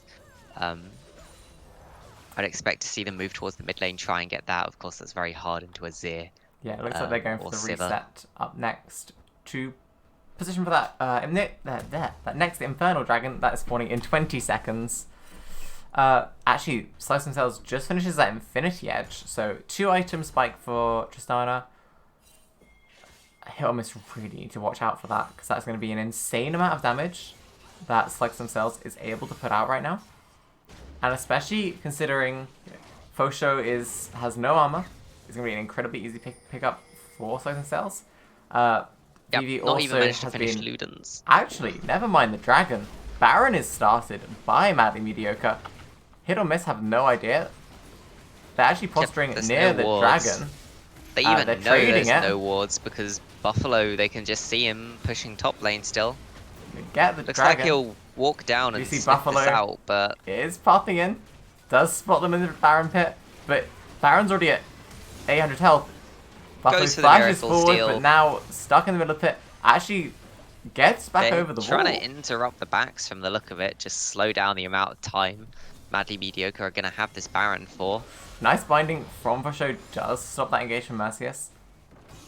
And he's looking for Christian, gets taunt onto Good 2. Mercius taunt. going for that engage, but a nice facebreaker does slow him down into that ultimate from Ilka, but Ilka throws You see down there's the no huge damage. unstoppable force from Joshua, getting the knock onto 3, and it's just Vasho alive now as Slugs and Cells get those resets, flashes forward, gets the auto attack on a minion, but Oh, the W reset. jumps through the tower. Tower does finish him. I think that tower shot had already started. No, he took one tower shot during the jump, and then the jump kept him in the tower range long enough for the second tower shot to go off. I think if he jumped towards the Raptor camp there, he probably gets out just before that shot shoots. And that does actually hugely slow down Madly Mediocre's push down Tristana. That But honestly still might have able to changed take it down from a 2 towers. game-ending push to... Oh, it saves them the inhib at the very least. So, yeah, you could see during that fight just the difference. Vivi was doing a decent amount of damage still, but just nothing compared to Slugs and Sails. The sheer item difference and the fact that the fact that Joshua is just sitting on an insane amount of armor right now. In fact, how much armor does he have? I'd say like Let's have a quick 200 look. at least. So Joshua by is this currently point. sitting on 471 armor. 471 because he's putting more points into the queue. Yes, of course. The only one that can I really forgot damage Joshua that for a second that Malphite. is Helicopter Driver. Yeah, I forgot for a second Malphite ramps his own armor. My bad. But yeah, he has a lot of armor right now, so Vivi really struggling to do the damage and can't afford to build armor pen really at the moment. Needs that second crit item. Yeah, we do see this engage into this top lane. Joshua actually going to get face breakered here, but will ult himself and flash over the wall. Get himself next to Ooh, Christian. Buffalo Without Goose Buffalo is Goose going taking in that though. blast point over the wall, but Christian is there to follow up, and it's now the 2v1. Ilka No riposte. doesn't have the damage output into Joshua's 400 armor. Uses that showstopper Meanwhile, to push Christian away, but it's a double Vivi kill. walks over a ward and Tristana jumps and kills her. Yeah, but Helicopter Driver getting a huge Shimmer Shuffle, pushing the Simi Roll into the tower, takes a lot of tower shots, will finish him off, so the 1-for-0. A nice pickup by Meanwhile- Helicopter Driver. In the mid lane, Slugs some sails, takes the tower, and is working down that inhibitor tower. As Helicopter Driver let push the over the inhib only fall. ones alive. Let the inhib fall. They're No. going to contest it, but Christian goes to that ult, gets a knock up on the Helicopter Driver into the taunts. Summons the tower in time, Okay. but for show it just takes so much damage from Slugs and Sails from those crits. That'll be the So you're inhibitor falling. Early enough in the game right now that the extra Buffalo Goose ulted away, and the shutting The will be going to the tower Helicopter Driver. picks Christensen up. using that Hourglass scheme still Mercy's leaving his teammate to die as he uses the E to dash away. So yeah, you want to let your inhib fall there. It actually does fall in the end, because it means that you do get that extra golden XP, and this early on in the game that can be worth a lot, especially when you have a Sivir and a Nazir who can wave clear fairly consistently and fairly quickly. So yeah, the amount of pressure that it denies you on the map isn't worth too much right now because you're not going to be pushing them in. And of course, there's no Dragon up, no Baron up currently. And it's 2 for 2 on dragons. It's not like you have to fight them for the next dragon anyway. Just Speaking take of the next dragon, it's spawning in a minute. Vision-wise, if you look at Madly Mediocre, they've got vision all around this pit and decently deep into the bottom side jungle for hit or miss. I can only see 2 wards on the map for hit or miss. Full stop. For shows trying to get wards, but the little Lux can't really walk in by herself. Especially whilst Roland is clearing with Joshua there to guard. Oh, She's all lands as a Helicopter Helicopter Driver's Driver. The bubble lands, so the unstoppable force, huge damage. It will pop the For shows stopwatch, but doing his best, there's but nothing he can do to save. yeah, Helicopter Driver just pushing up without any wards there, gets caught out. Nothing else you can really say. It has the power of Moby Boots. Your favourite item in the game. And then we see Roland catching up Peugeot here, but actually taking more damage than he's putting out. Takes the full combo from Peugeot and the Ignite. For sure doesn't Will not actually fall to the get the Ignite. last auto in there, which Would have been keeps. kill Would have been enough. for Peugeot. In the meantime, Slugs and Cells does do that dragon. Vivi? Vivi throws himself into the pit. Doesn't have flash available. It's just there to almost manages to get the kill, in fact, but not quite enough. And it's now Ilka left on his own. Mercy is dashing towards him. Joshua is there to be that unstoppable force even when his ultimate isn't up. I think this game's lacking Moby Boots, you know? I think more Moby Boots would have really... More Moby Boots, yes, exactly. That's what we need. We need everyone to run around outside of combat very fast. Oh dear. Actually, what I want to pick up on right now, Joshua building towards that hourglass. He's obviously hit the point in the game where he's unkillable enough. He actually wants to get some AP in that build and just ramp up that damage. He's already doing so much. The point of hourglass on Malphite, it's ridiculously good scaling for Malphite. Really good chain CC in this top lane. Christensen will be probably finishing off Ilga here. The nice E from Mercy Split won't actually catch him, but pulls him back into pull the taunt. back into the taunt. Yeah. Yeah, so all of Malphite's scalings are either AP or, well, it's AP health on his passive was not and done. armor. He's hiding the helicopter and the unstoppable force into the Galio ultimate will slam dunk helicopter driver into his grave. So yeah, basically, both stats, both AP and armor, both ramp his damage. This is why Zhonya's is such a good item for him. And then it also gives him a load of extra armor. And the Zhonya's active, which is just really good. Yeah, the stasis, I mean, not usually a bad thing. We've seen earlier today in our slightly more synergy games where stasis can actually kill you. Some quality ults from SAS's L's, I think it was, on the Xerath. Yeah. You see, nice big wave in the top side. Not really much to hit. Missing do a huge ultimate from Joshua, catching out 3, and all 3 will be finished. It's just Buffalo Goose and Helicopter Driver alive. Here we see And with these Baroned up minions, what can they do? Buffalo Goose going to be pulled back in, but a nice flash taunt coming out from Christensen.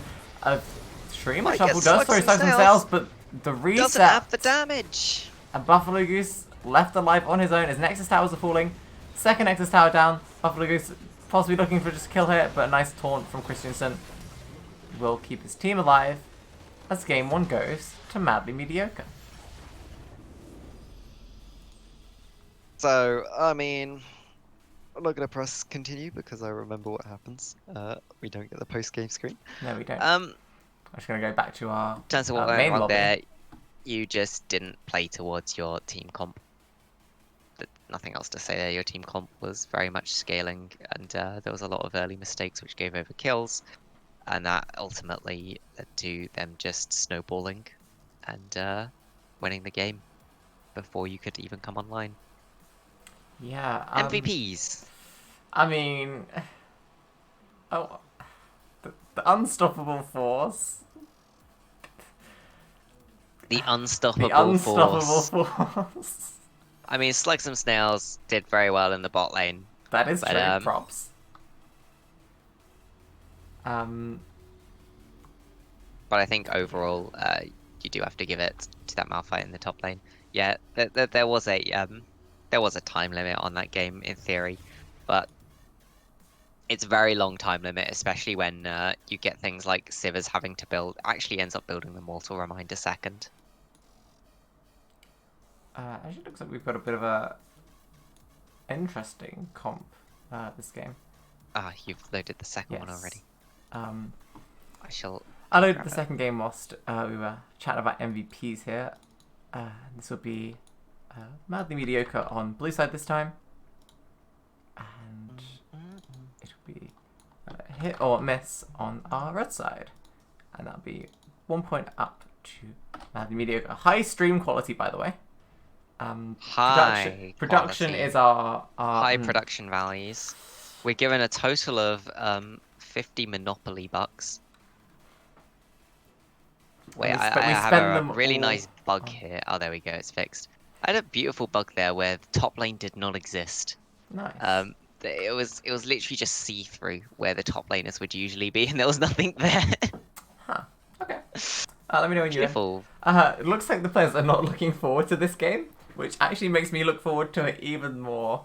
They do like a bit of a fiesta. What am I looking at here? Okay, oh wait, that's So- Garen mid, right? Yeah, it's a Garen mid picked into Helicopter Driver's Yasuo. We've got double mage bot lane with Slugs themselves on the Vigar, and Vivi picking up that Orianna. Orianna.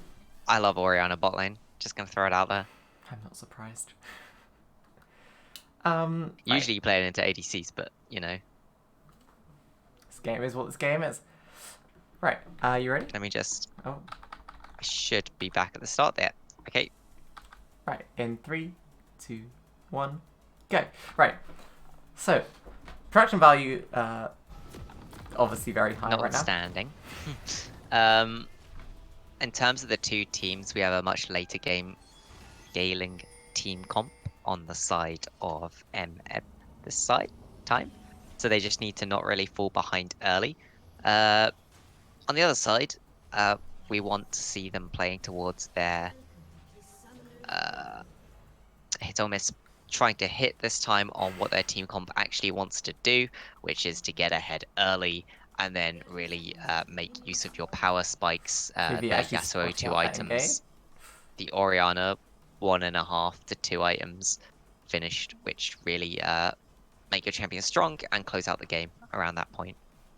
Yeah. Mediocre was spotted out by Vivi for this engage, so they're going to loop around, drop lots of wards all around this jungle, but yeah, won't be picking up anything for it. So they'll know where the enemy jungler is. How useful will that be? We don't know. But they do, and that's a weird situation to be in. Of course, it's Okay. a replay game. Things to note, Ioriaa is starting in this top lane, so obviously has that potential to go for an early bot lane gank. Compared to Mercius on the Nunu, will be starting bottom side. Yep, so punish the Vigar, why not? Vigar Senna seems like a horrible lane. Neither of them, though, has taken Glacial Augment. I am very surprised.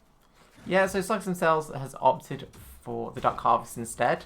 If that works out, that really does amp up Vigar's execute ability, of course, with that ultimate as well. However, I would have really liked to see the Glacial Augment to just really snowball your lane, make it just unplayable for the enemy team. Yeah, anything else room-wise that's standing out to you? Because we have the double comet bot lane from Hit or Miss. We Conqueror have in the mid lane. Conqueror Renekton. I think Conqueror Renekton... Shows I towards don't more mind team it. fighty style, not going to be really trying to super duper dominate the lane, or not expecting to be able to. I think that's what you'd expect when you're laning into a Darius. I don't think that's the matchup that, as a Renekton, you're going to want to be looking to get those pressy attacks straight away and dominate. Helicopter Driver taking Conqueror on Yasuo as opposed to Fleet Footwork means he doesn't expect to really get poked out. But actually He does wants to get go that for these early all-ins. push in. Stepping Yeah, he forward, wants to there we go go. for these all-ins. Ioriaa going for, so Mercy's going for that knock-up, but dashing around Helicopter Driver does dodge the knock-up. Dashing through them will be safe, and dashing back for that extra bit of VM. Flash, Q, Ignite, Helicopter Driver, knowing his limits. With the solo kill, 1v2, even manages to bait Christensen into flashing as well. That's huge for Helicopter Driver. And that's what you want to be happening. Get ahead early. So that's your mid lane already getting super far ahead. Choices as Volibear is either try and snowball that, make sure your top lane or bot lane also gets ahead. It looks like top lane's decently ahead. Joshua Ooh. flashing forward for that Q, but not quite enough sure about damage that. coming out. I think slightly overestimating his damage there. But Yep, meanwhile, we can see Ioriaa pinging on his Wen's bot lane. It isn't going to be spotted by the bot lane of Maddie Mediocre. Nice stun Gets coming the out stun. from Ioriaa. He Roland is forced really the off flash target. away. Yeah, he called that storm down behind him, which I'm not really sure why. Maybe a misclick. I think it was just a misclick. He's coming in again. He hasn't been spotted. Ioriaa coming Yep, in. he can Ioriaa flash. has flash available. Gets Flash the flash forwards. onto Lethal Roland. And nice. I would have liked to see them give that over to Vivi. Considering they know that there's no flash on Senna, I don't think you have to secure I that think that right was an there. Ignite finish off from Fosho, looking at the cooldowns. Potentially. Yeah, Helicopter Driver just asserting this dominance in the mid lane, knowing he's got that one kill up. I like the choice of going to the WD Blade. The extra health, always good into a Garen, who of course regens with his passive. But Mercy is coming in to try and this 2v2 again. Gets a knock on with Heady Driver this time. Ooh. Does He's flash gonna try and get the root. Does actually the- successfully land it, but Heady Driver just dashing around. Doing a lot of damage to Christensen. Oh, the If passive the knockup keeps him can come up alive. available. The knockup will get them slightly further back, and Heady Driver doesn't have this Herald, but Mediocre do. Has to dodge to the side, which means in the And end, actually almost picks up that kill on can't outrun. Christensen as well. That was uncomfortably close, and if you're badly mediocre, that's worrying. Yep. They weren't really layering their CC at the correct times, which It did feel a little bit panicky. It was like the helicopter was dashing around. They're just like, oh, I've got to get something onto him. And yep. yeah, it was, But you know what? You got the kill back. Yasuo didn't get anything for it. You take those. That's a big wave pushing in. I expect for sure to just auto the tower once. Make sure if the tower plate goes down, they get the gold. yeah, Oh, but they're actually, turning this damage round. onto him. We'll pop that shroud, so we'll The be semi safe rolling away. is very low. Viv, if he flashes forwards. Not sure what was hoping Q's to achieve with doesn't- that. I mean, we they do was see an hoping the engage Q in would this top hit lane. decent. Ilka coming in. Joshua does pop that ghost, and Sophie will be away fairly safe. But a nice stun landing on both the bot lane, So, off hit or miss. But they're trading back Roland is this. very low here. Mercius is there to follow it up, but the tower As the will be kill picked up. finishing it off. So the engagement and Vivi's tower will be in finishing trouble off here. Rolling. For But sure Mercius just will needs to be get out. coming in that engage, finishing off Vivi, and it's just for sure alive now. But with both Can sides he use themselves those there, and fancy feet? Mercius, Nope, the they're cage, stunned. and we're donating that kill over to slug some sails. And unfortunately, both the kills have gone on to Rakan as well. This is unfortunate, but not- hit or miss. Not really what you want. Yeah, it's not the most ideal situation. We do see in this meantime, Dragon is started by Mercius. It is going to be a Ocean Drake first. Ilka still in this top lane, so we'll not be contesting that. Got my bindings wrong there. Vivi has spotted them out. It is level 5, so no shockwave is not available. Slice themselves using that cage to slow them down, whilst Christian's and releasing Ron are coming in. I mean, And Vivi will be opting to leave them alone on that one. sure, go for the attempt if you're safe with it, but don't overcommit for that. It was a bit risky. It's Dragon There's number also a one. big bot wave crashing, so So, surprisingly even the gold right now. As we're approaching the 10-minute mark, how do you want to see these two teams play this out?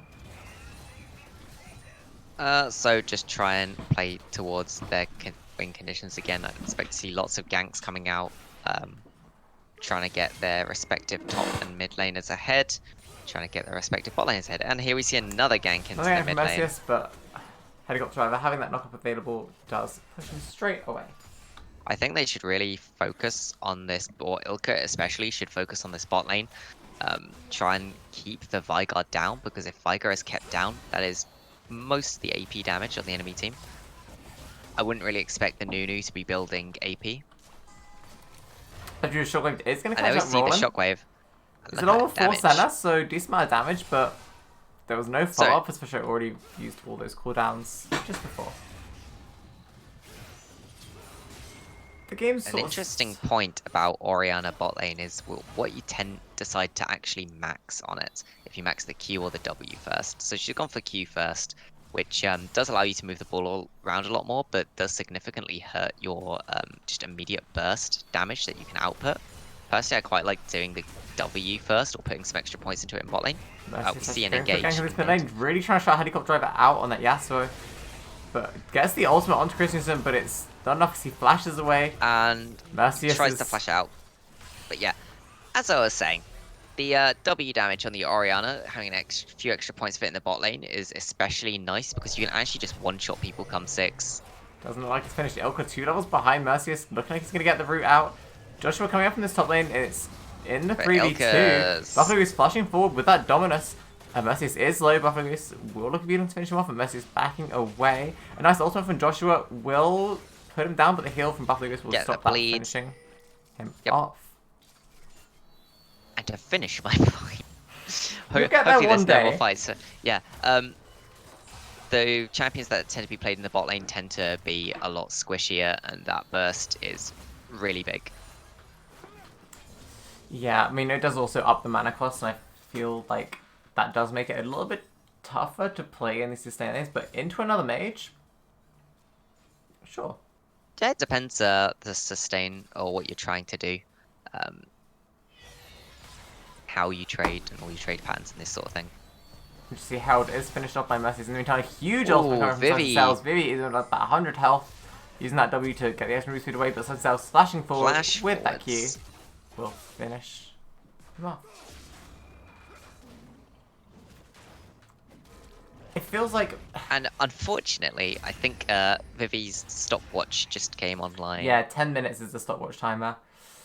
Just after dying. Just after Very dying there, sad. which is not unfortunate. But at the same time, I think if Vivi stopwatch there, that Cells Well- is able to just wait. But Mercy's in this top lane, does get a knock up onto Buffalo Goose, does use that double dash to get away. But Mercy's is very fast, Joshua popping that ghost as well. And that'll be another kill donated over to Joshua. Everything's starting to go wrong now for hit or miss. Yeah, the stopwatch thing is big because Vigar ult's fairly slow for a projectile, and you can actually Shockwave action onto Stop Lisa it. Roland, stepping too far forward. But and the ultimate then coming out from Ilka. Cells has no mana, no ultimate available. and mana Vivi is at just all. There. So Vivi just donate a this little kill bit of to damage. Vivi. Donate. He did get a Dark Cloud stack Why? at all of that. Why are you putting all of your kills onto the Volley Bear and Rakan? What is this? What are we watching? Yeah, Herald has dropped top lane, getting a little bit of gold onto Joshua and Mercius. I feel like Mediocre are just, you know, get top as much ahead as possible. Bot lane are just kind of fine on their own. Ilcrash going in his mid lane onto Christensen. Is fine, decent amount of time. Has got a Finally Conqueror giving proc. Yasuo some attention, being like, yeah, don't worry, I am here. I know you've been soaking up all of their jungle pressure. Quick run on gold actually. So in this top lane, Joshua is ahead only by about 500. I was expecting that to be a little bit more considering the attention that Mercy has been forcing. Yeah, you up can see there. there's about a 20 CS gold lead for Buffalo. Yeah, That makes up 20 for most will of it. Even that out, yeah. Jungle looking actually a 600 gold lead for Mercy has picked up quite a lot of kill participation, both kills and assists. Mid decent lead, about 150 between the two of them. Actually, small engage Christensen will be fine here as he's under his own tower.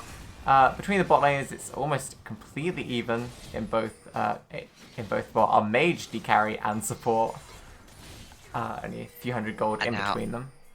Just imagine if both of those kills had been on the Ioriaa rather than the Volley Bear and Rakan.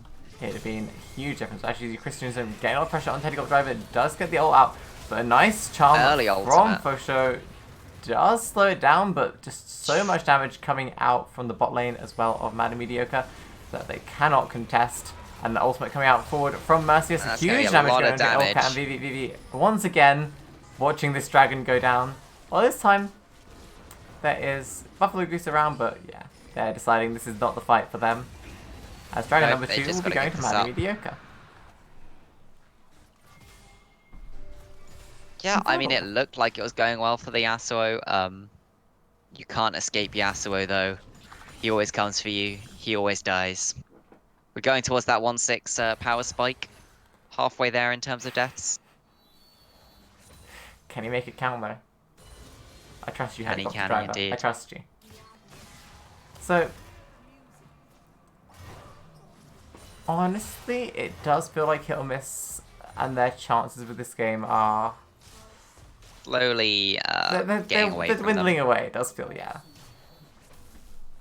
Because okay, so if we look at 4 out of the 5 kills they've got have gone on to Fosho on Rakan and Ilka on the Volley Bear.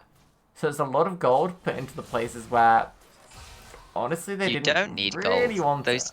those champions are specifically picked because of how little gold they actually need and how much you can just funnel into your carries. You sometimes see like a Volley Bear take a couple of early kills just to force him towards his jungle item, but that's usually so that he can gank a lot quick, clear his jungle and gank more. Yeah, I think that's a huge part of why, like, so whilst this gold difference is only about 1,500, when we look at the gold difference between, you know, the carries, should we say, it's actually a lot more. And it feels like a lot more when we've been having these skirmishes and fights. You can see that just the straight up difference in damage is pretty big. Looking at items, got the finished Deadmans on Christensen in the mid lane. No other big item finishes actually across the board. It's just junglers with their jungle item finish. Buffalo Goose, that Dominus will be fine up there. So yeah, actually some late item finishes this game. Deadman's pretty big pickup. It basically means that Yasuo has to ult you to do any damage anymore. Get his third free passive, where if he ults you, Go he for that gets engage 50% armor forward pen. and a nice cage from Slugs and Sails. Meanwhile, in the mid lane and top lane, we've got some engages.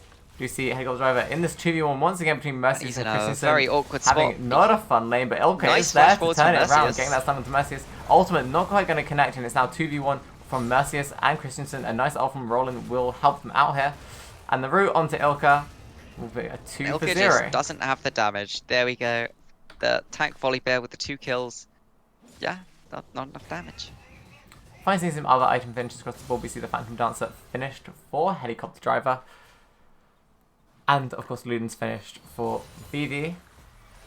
How much is that Senna tier stack, actually? 192 out of 750. That's got a long way to go just yet. Yep, this is support Senna. You won't expect to see her building the high damage items. I'd expect to see Umbral Glaive. And then either the pickup of... Well, you don't have Glacial Augments, so you're not going to be going anything to do with that. You probably expect to see the anti-healing item. Whatever it's called. Can't remember off the top of my head. Execution is yeah. into Lord Dominic's. That's the just a straight up armor pen.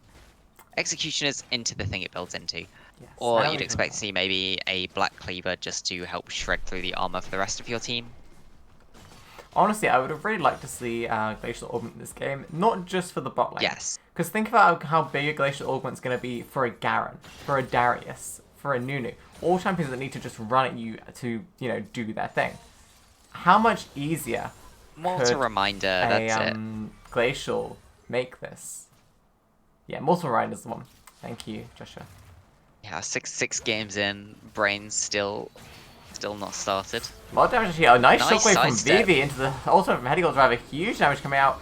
A double Beautiful kill will be going on to combination. Helicopter Driver, but Christian is here. Gonna take a lot of damage here. Vivi on Gonna about keep 100 Vivi health. alive. They're going to leave her go. Looks And it feels like Oh, Christian's in a mercy. grand They're hovering entrance between misses. two targets.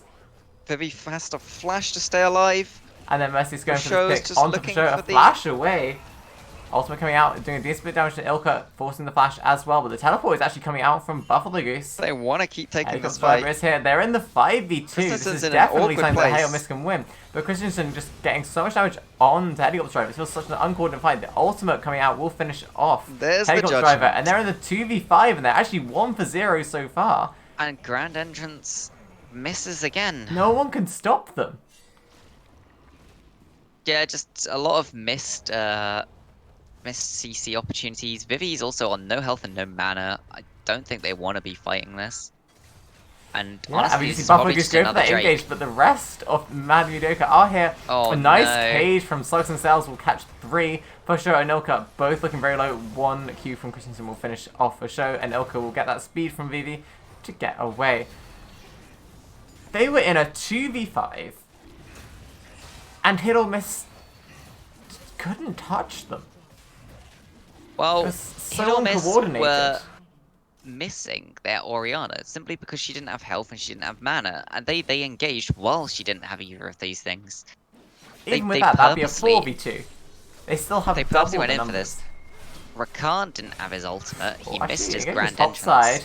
A nice ultimate Petticoat Driver, but Joshua with that Oof, that burst. huge ultimate there. I really thought that was Helicopter Driver's kill. But nah. Yeah, Me it looked like underestimating the damage there.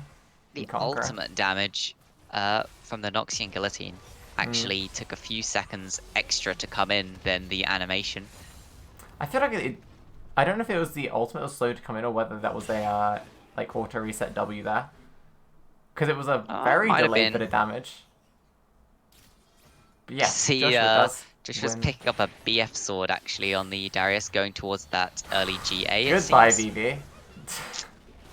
And that's Herald put down mid lane. I feel like in the last 10 minutes we've gone from kind of an even game to Madly Mediocre have run away with it. They're 7,000 gold ahead. Yep. There's a BF sword on Joshua's Darius. Machine. And Christensen in this 1v3, but he's a Garen. He's actually surviving this amount of time, does get that Conqueror proc. Joshua is there in time with Mercy's charging that snowball, turning that 3v1 to a 3v3, and it's now for sure getting caught by that hook from Joshua.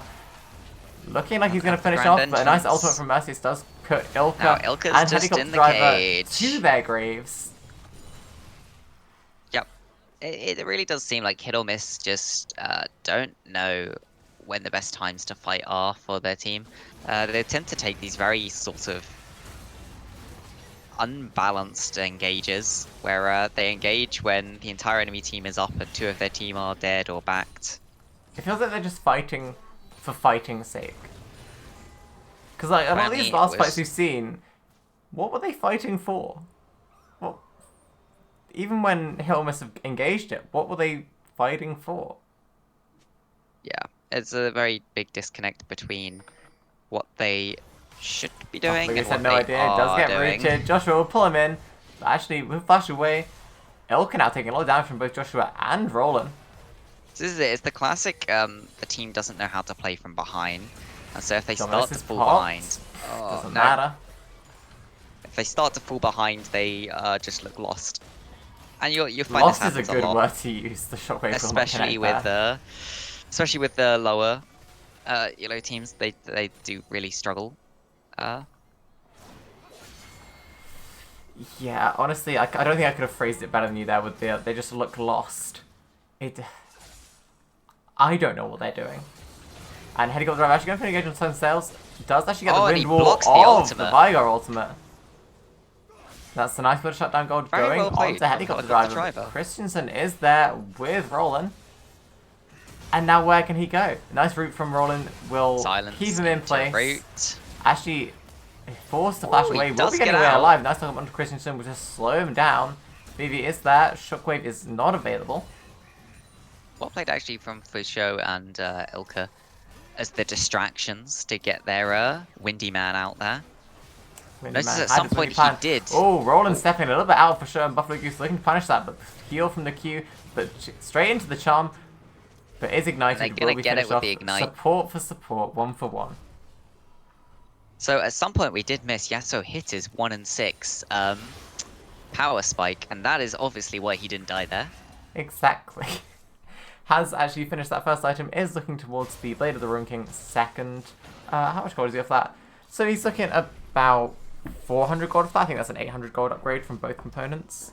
So he's realizing that most of the people he's gonna have to kill are gonna have a lot of health, so the Bork's gonna be extremely useful for that. It does slow down the double crit item, but in a situation like this, the extra life steal and the extra just straight up % health damage, I don't think it's a bad pick at all. No. Other important items to pick up on. Joshua finishes that Guardian Angel, so second item Guardian Angel. He was hard to kill, now he's near impossible to kill. Mercy's obviously finished off both that GLP, that Protobelt and the Leandries, so lots and lots of damage coming out. That ultimate will really chunk. Actually, Viva getting caught by the cage here. No ultimate even needed. For sure, Slug themselves will get double kill there. The classic control ward bait. See a control ward, you gotta kill it. Yeah, I love just leaving random control wards in the river because it's one of the best ways to actually sniff out for ganks when you're against lower elo people, because they will stop to kill the control ward rather than gank you. So leave it actually where they can see it. Nice cage again. Ilka forced to flash away. They do finish off the Infernal Soul in that time. How many stacks has Slugs got on that Dark Harvest? Can we check? Let's have a look. So, Dark Harvest, 13 stacks at the moment. So, decently stacked. And 191 passive stacks. Not bad. And that will be Baron started out by Madly Mediocre. So, yeah, unfortunately this game pretty much gone now. You can try for the super wombo combo. I mean, your Volley Bear has a Nash's Tooth for God's sake, so looks like they know this game is over potentially. I mean, AP Volley Bear does a lot of burst damage. Maybe they're just thinking, you know what? The only way we win this is we burst. You know, I was about to say this is a scrim, so they're just trying it, but this isn't a scrim. And Joshua popping that ghost, going for that engage. But Vivi with that W is actually fast. It actually does get caught by the hook from Joshua, forced to flash away, but a nice flash into Zhonya's, but will keep her alive a little bit longer, but Mediocre just pumping out the damage. And that'll be Inhibitor Tower falling. 4 members of Mediocre still here. There'll be Inhibitor number 1 going down in the mid lane. Actually, with this Baron buff on that cannon minion, they're looking to get this end. Yeah, first Nexus Tower, taking a little bit of damage. They haven't really got a huge wave here. It's better sometimes, but Buffalo Goose going in with that Dominus. But first Nexus Tower falling, rolling, keeping them all in that center shroud. Pulling Buffalo Goose in. The Dominus Tower, big ultimate from Ioriaa just doesn't do any damage though, as the rest of Mediocre are able to just do a lot of damage. For show's back. Helicopter driver goes into that engage, but show goes in. Here comes nothing Vivi. He can do there. They're slowing down that Mediocre, but they've still got that cannon minion there. That Garen damage. And with next wave coming in with supers, this is most likely to be game 2 going to Madly Mediocre. And you know what? They stalled the game out for a couple more seconds. Huge amount of damage from Slugs and Cells there. Just flash ulting. Fosho is dead. And that is game 2 to Madly Mediocre. Yep, unfortunately there, they did try and play towards their win condition. They did try and get places ahead early, but they didn't quite manage to, and they didn't really get the kills onto the people that they really should have been trying to get them onto. Yeah, past the 10-minute mark, it felt one-sided. And, you know, props to Madly Mediocre. 2 convincing wins there. Indeed, indeed. I believe that is all the games we actually have for today. MVPs quickly before we finish? MVPs indeed. So I think let's start with the losing side. We always start with the winning side. We'll save the last bit for the winning side this time. So on the losing side, I think I'd give it to Helicopter Driver to get the 1v1 or 1v2 solo kill in the mid lane. Soaked up so much pressure. Unfortunately, they couldn't really get anything else done anywhere else on the map. Did try his best, but there we go. Yeah, he definitely tried. Props to Ioriaa there. As well as Helicopter Driver. Had a decent lane phase. As well, actually, that 1v2 in the early game. Well played by him. Yeah, indeed. On the other side, though, who do you think you would give it to? Now, I have... There's part of me that wants to, you know, as chat say, give it to the Vigar. Obviously, it was huge by the Vigar end did of the get game. a lot of catches with the cages. But I feel like if we're talking about overall game impact, I've got to give it to Mercius on the Nunu. Yeah, he did put a lot of pressure into the mid lane, and potentially this did stop Helicopter Driver getting out of control. Bit hard to tell. Not sure how Helicopter Driver would have done past the first few levels where he can really pressure that Garen. Of course, as Garen starts getting more minions, he just stacks up armor and MR anyway. And the more items he gets, the harder he's going to be for that Yasuo to kill. Personally, I think I could potentially just give it to either of the bot lane. I think it was a pretty good Senna game even.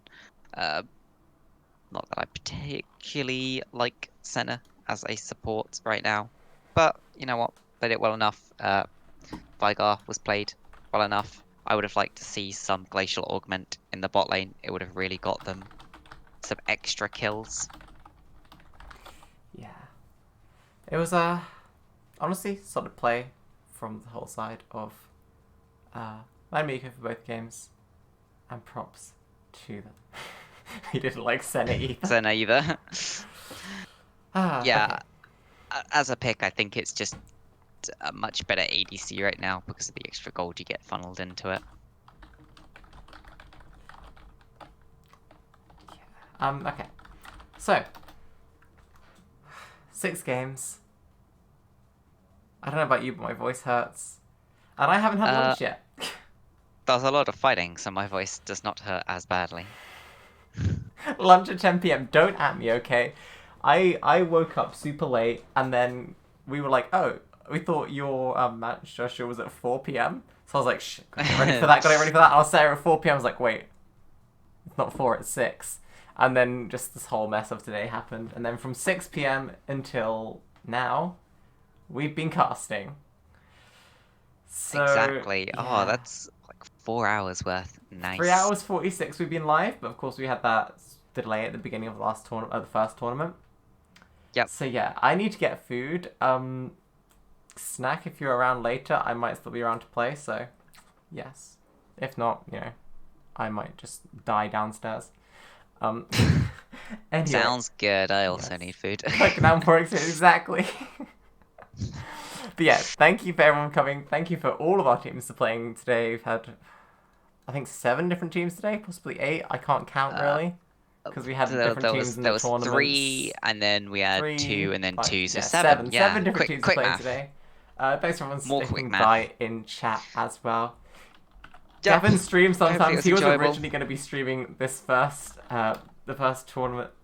Then yeah. then when it was later, we thought we'd take the slightly higher production value that Mia has set up than mine, which is literally just like, I mean, Production mine is value. literally just I have text on the over the top. You actually have like the ESDL backgrounds and stuff set up. Yep, they gave it away for free, so what can I say? What can I say? Yeah, I know. Pressing a download button's too hard for me. I'm not sure I can handle it. But yeah, thanks guys for coming by. We will see you See you next time. next we time have whenever that games is. to cast. Yeah. Yay! Bye guys.